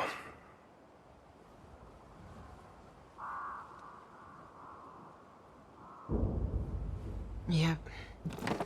That's why I come here when I'm pissed off. So a lot, believe me.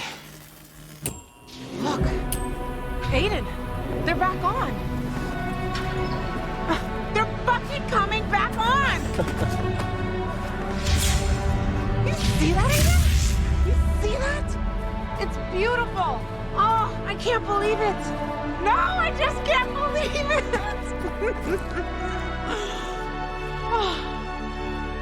Lawan, you seeing this? Oh, I see it, Daniel. I'm at a lookout point, and it's quite the show. How'd this happen? Dark as hell for 15 years, and suddenly this? I don't know. But we need to find out. Then drop by the canteen and let's talk. Been missing you like last year's snow loca. While shotgunning beers and screwing bartenders. You know me. It's a gift. We'll meet you there, dumbass. Something's wrong. No. Oh, no. Fuck. What the hell's going on? So that's the fisheye. Okay, how do we get there? The fisheye's gotta wait. Gotta wait, but why? We need to check the substations. One's over there, level with the PK tower. What about the fisheye? Listen, I want to help you, and I will help. We'll do this together. But you have to understand, it's the first. It's been the same situation for over 10 years. 10 years of this fucking darkness. We gotta check this out. How do we get to the substation? It's an old paraglider. It'll help you get to places you normally can't reach. Just follow me. Wait! Fuck. This paraglider, can it be made to fly faster? That looks good. Possibly. But that's something you should ask the Protagonist about.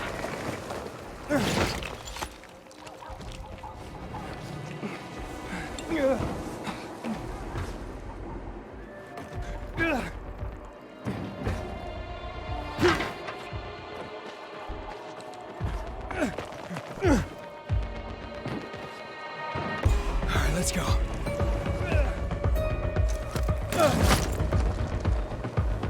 Those paragliders? It used to be a Night Runner's favorite toy. You a Night Runner? Me? Night Runner? I wish.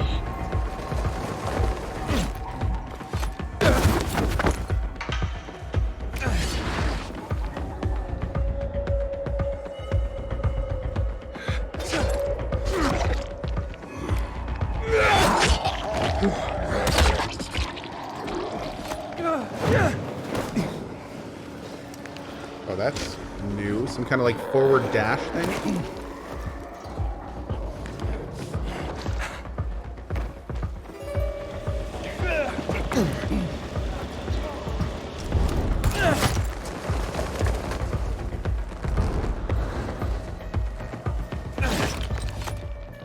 Oh, damn. I thought that was the side of the building.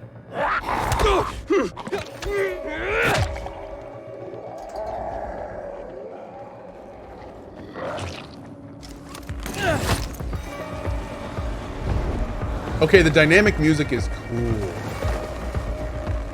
I like that.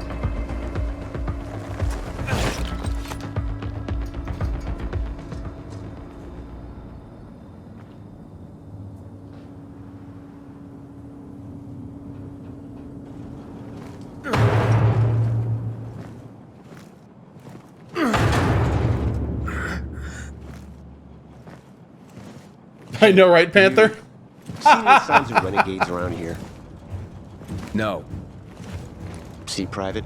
Now calm down and let Aglot think. What's there to think about? Why not head back to base? Who the heck are you, anyway?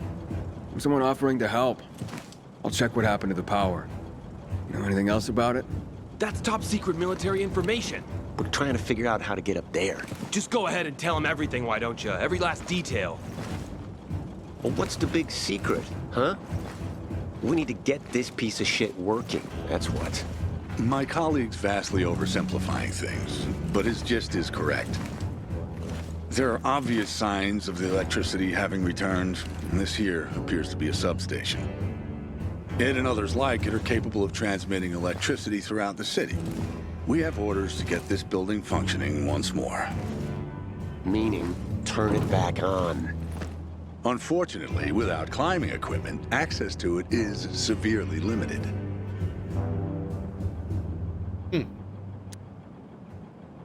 I can climb up there without the equipment. You'd be willing to do that? You'd be doing a great favor for the peacekeepers. Uniform! Electricity! Is that a working car? What was that he said? I think it was something about his mother and a goat. PK morons! We'll be taking that electricity. What if we get cars? Thank you very much. Kill him.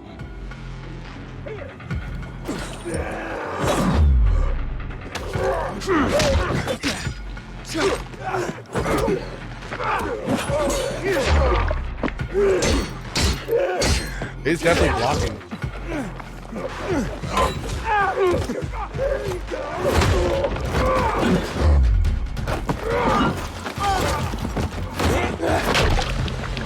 Oh. I would surmise the main circuit suffered a break. Find a cable and connect the source of power to the transmitter. That should restore the circuit.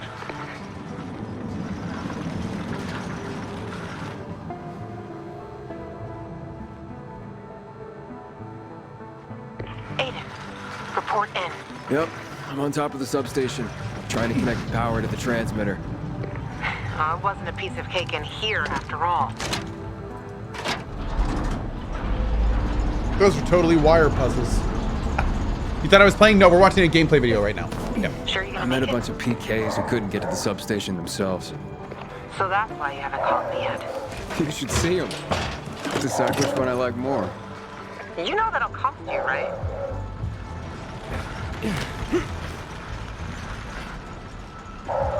Pork, pork.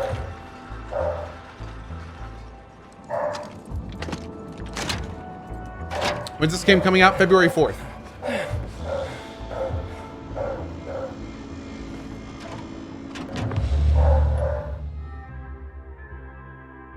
Yo.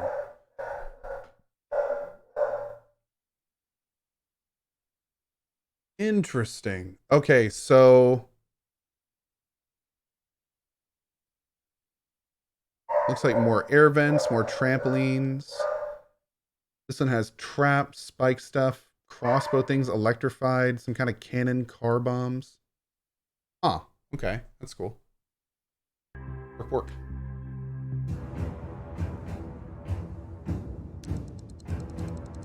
Oh, it goes from the inside out. Okay.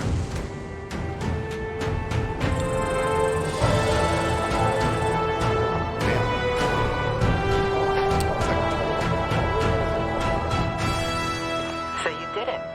Are you pissed at me? Nah, your choice. And I know why. But if it were me, I'm for the free folk all the way. I don't understand. Is Cohh playing this early? I will be playing this early. Yes. I guess we could get us all. I don't know how early yet. Can we first go to the Or fish it's eye not public. Yeah. Yeah, sure. Let's meet in the canteen. I'll wait for you there.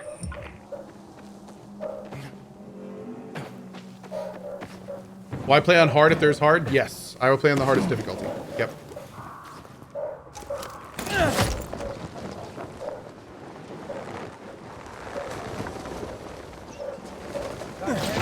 You've heard.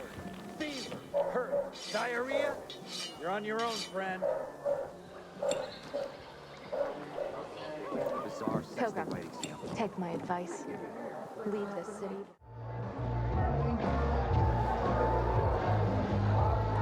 Frank is one handsome fella. It's a shame he's such a booze hound. Well?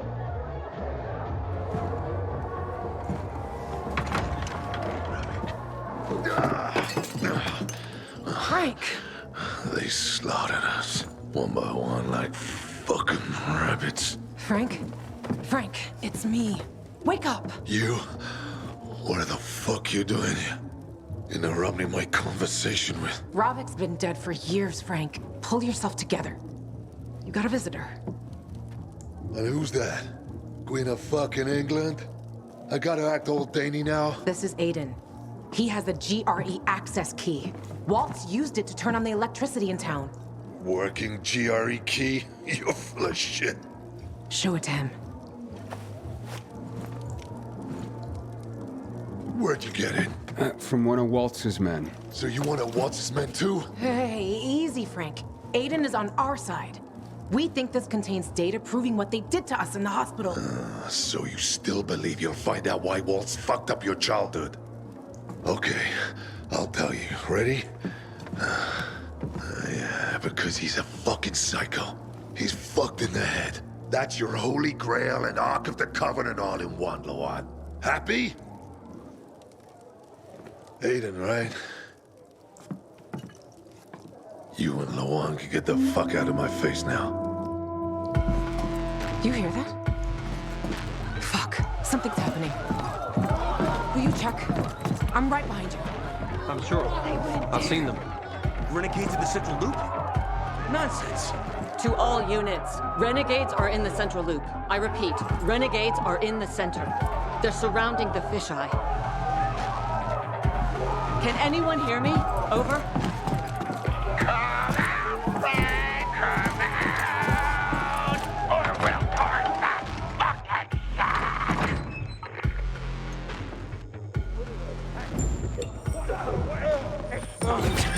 So, Renegades are not bandits? Upper floor, by the stage.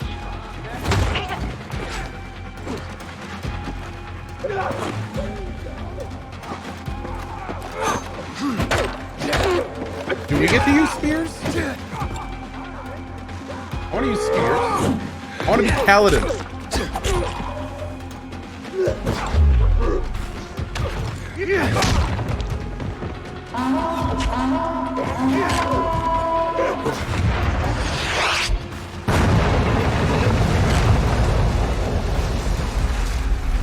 They put a cannon on a nearby building. To the east. Aiden, one more hit will destroy the fisheye. Hurry! This actually looks pretty great so far.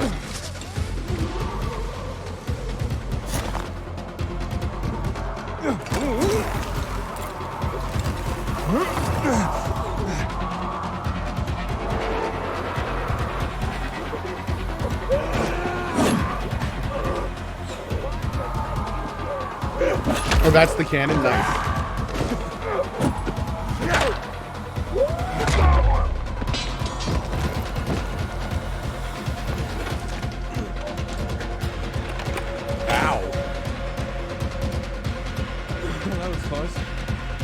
Aiden, more renegades on the lower level.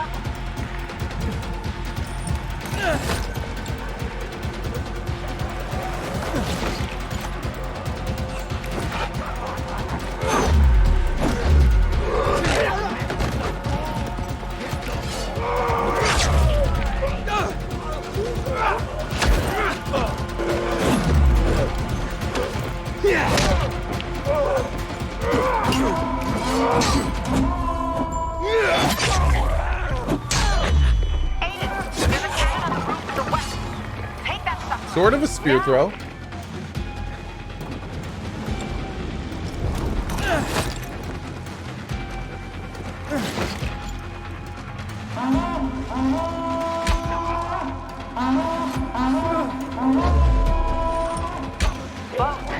Okay. Want to blow up the fisheye.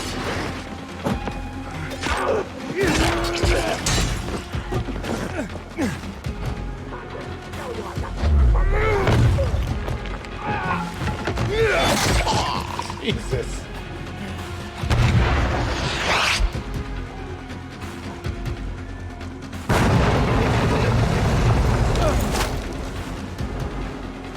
Damn.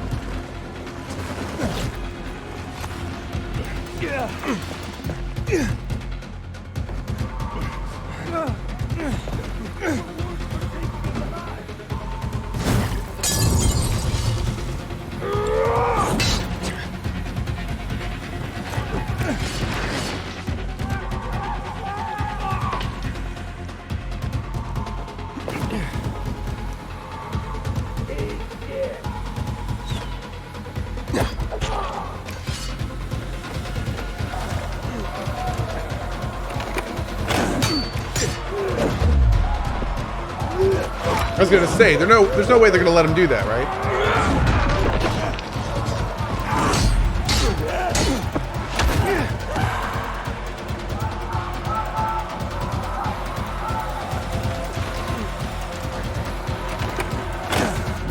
Done. They're inside the fisheye. They have Frank. They blocked the door. I can't get in. Shit. I'm on my way. One, two. Drop him. One move and he dies. Drop him. Oh. Aiden, what?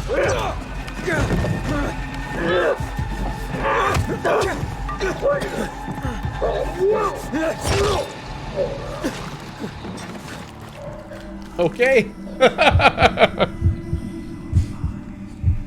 Man. All right. That actually looked pretty good. There were definitely a few little things. Now here's the thing. There's no question that the lip sync and stuff looks better. I wouldn't say it's to like AAA quality, but there's no question it looks a huge amount better from Dying Light 1. So that's good. Also, the movement looks a little floaty, but I don't know if the movement looks floaty or it's just that I'm used to bouncing around in Dying Light. I wonder if I think they smoothed the camera a little bit. Because in Dying Light 1, I will say, I saw multiple times looking over in chat and people were like, oh man, you're like, this is making me sick. Like you're moving so much. So I wonder if, I don't know if it's floaty or they just smooth the camera. Combat looks good though. The combat looks fun. It looks varied. It looked pretty tight. There was only one instance when it looked like it didn't really connect well, when he hit the ground and that dude like rolled back a little and then hit the pipe and like sprung forward. But the rest looked pretty good. Cleft Brain says the jump slam is stupid. I'm pretty sure the jump slam was in the first one. So what is floaty to you? The floaty is that everything looks kind of like, again, like it's in Dying Light 1, it's very visceral. Like every movement that you do, your camera kind of followed it. Where in this one, it feels much more like you're just kind of like the camera's kind of floating a little bit instead of being like the head of your character. Which again, maybe that was a conscious decision to try to make it so more people wouldn't feel that kind of motioniness that was in the first one. But I don't know. Overall, I mean, it looks good. Like it looks good, no question. I thought it looked great. Little issues. You're on your own. Okay, what is this? Is this different gameplay? No, this was the wire thing. Here's this. Me. Oh, here's this. Okay.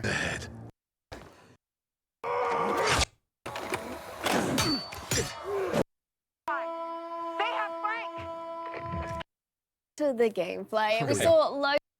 Played Dying Light 1, gonna understand what's going on in Dying Light 2? Wow,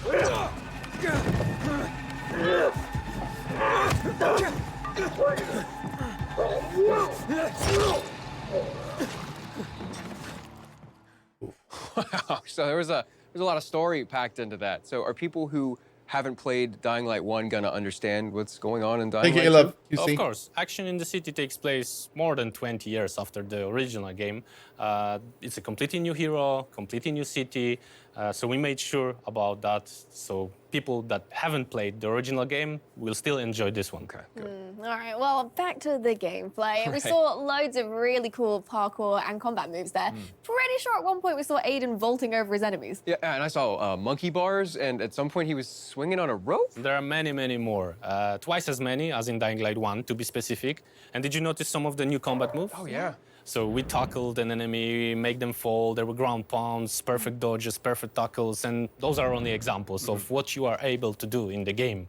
Not to mention the grappling hook or other tools that has its own special place inside the combat loop. Right, yeah, I mean, there's a lot to be excited about. You've got the Paraglider, which looks incredible, and then, like, the city alignment system. Yeah, and weapon mods, and I don't know if it was just me, but I'm pretty sure Aiden was stronger and faster and more agile. Yes, he did. As I said before, this quest takes place further in the story, so we've already acquired a Paraglider. Right. We also develop our character enough to unlock new abilities on both skill trees dedicated to parkour and the combat. And it's up to you how you're going to spend those skill points. Is it going to be stronger Aiden or more agile Aiden in the end? Right, of course, because I mean, we have skill trees in Dying Light 1, but I'm interested to see how those evolve and change in Dying Light 2. Your game offers new possibilities for us, so we added plenty of new stuffs to the game, but of course we had a very strong base to begin with. We built on top of that, added even better parkour, better combat, complex story. Is this going on and we YouTube later? mixed Yeah. that with the unique setting of modern Dark Ages. Right. Wow, thank you so much, Cornell, for Thank joining you us. very much. Thank you. And if you want to see more about the items, the things we've just mentioned here, then why not pre-order and play the game for yourself when it comes out on the 4th of February, 2022.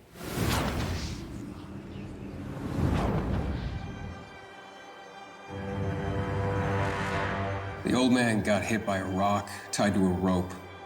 It hit his head, causing him to fall to the ground. There was blood everywhere. Though in the dim light of the almost burnt-out fire, all there was darkness. He grabbed his head, one eye bloody. Troy was hit with yet another arrow, this time in the abdomen. Still he stood, though with every second weaker and weaker. They were helpless. And Alyssa knew it was her time to stand up for them.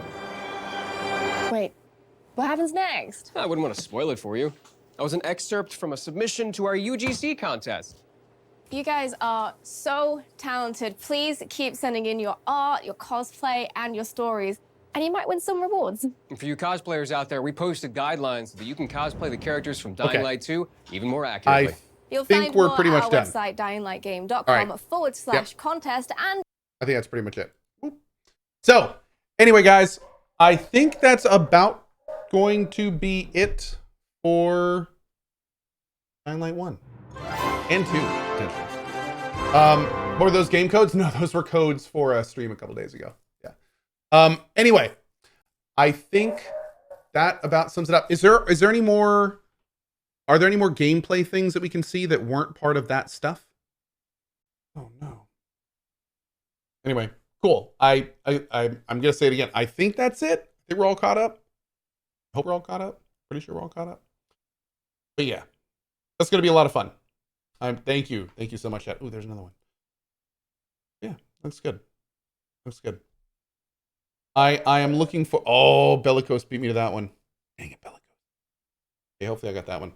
But I am definitely, now that we've kind of watched all of the Dying Light 2 stuff, I am much more cautiously optimistic.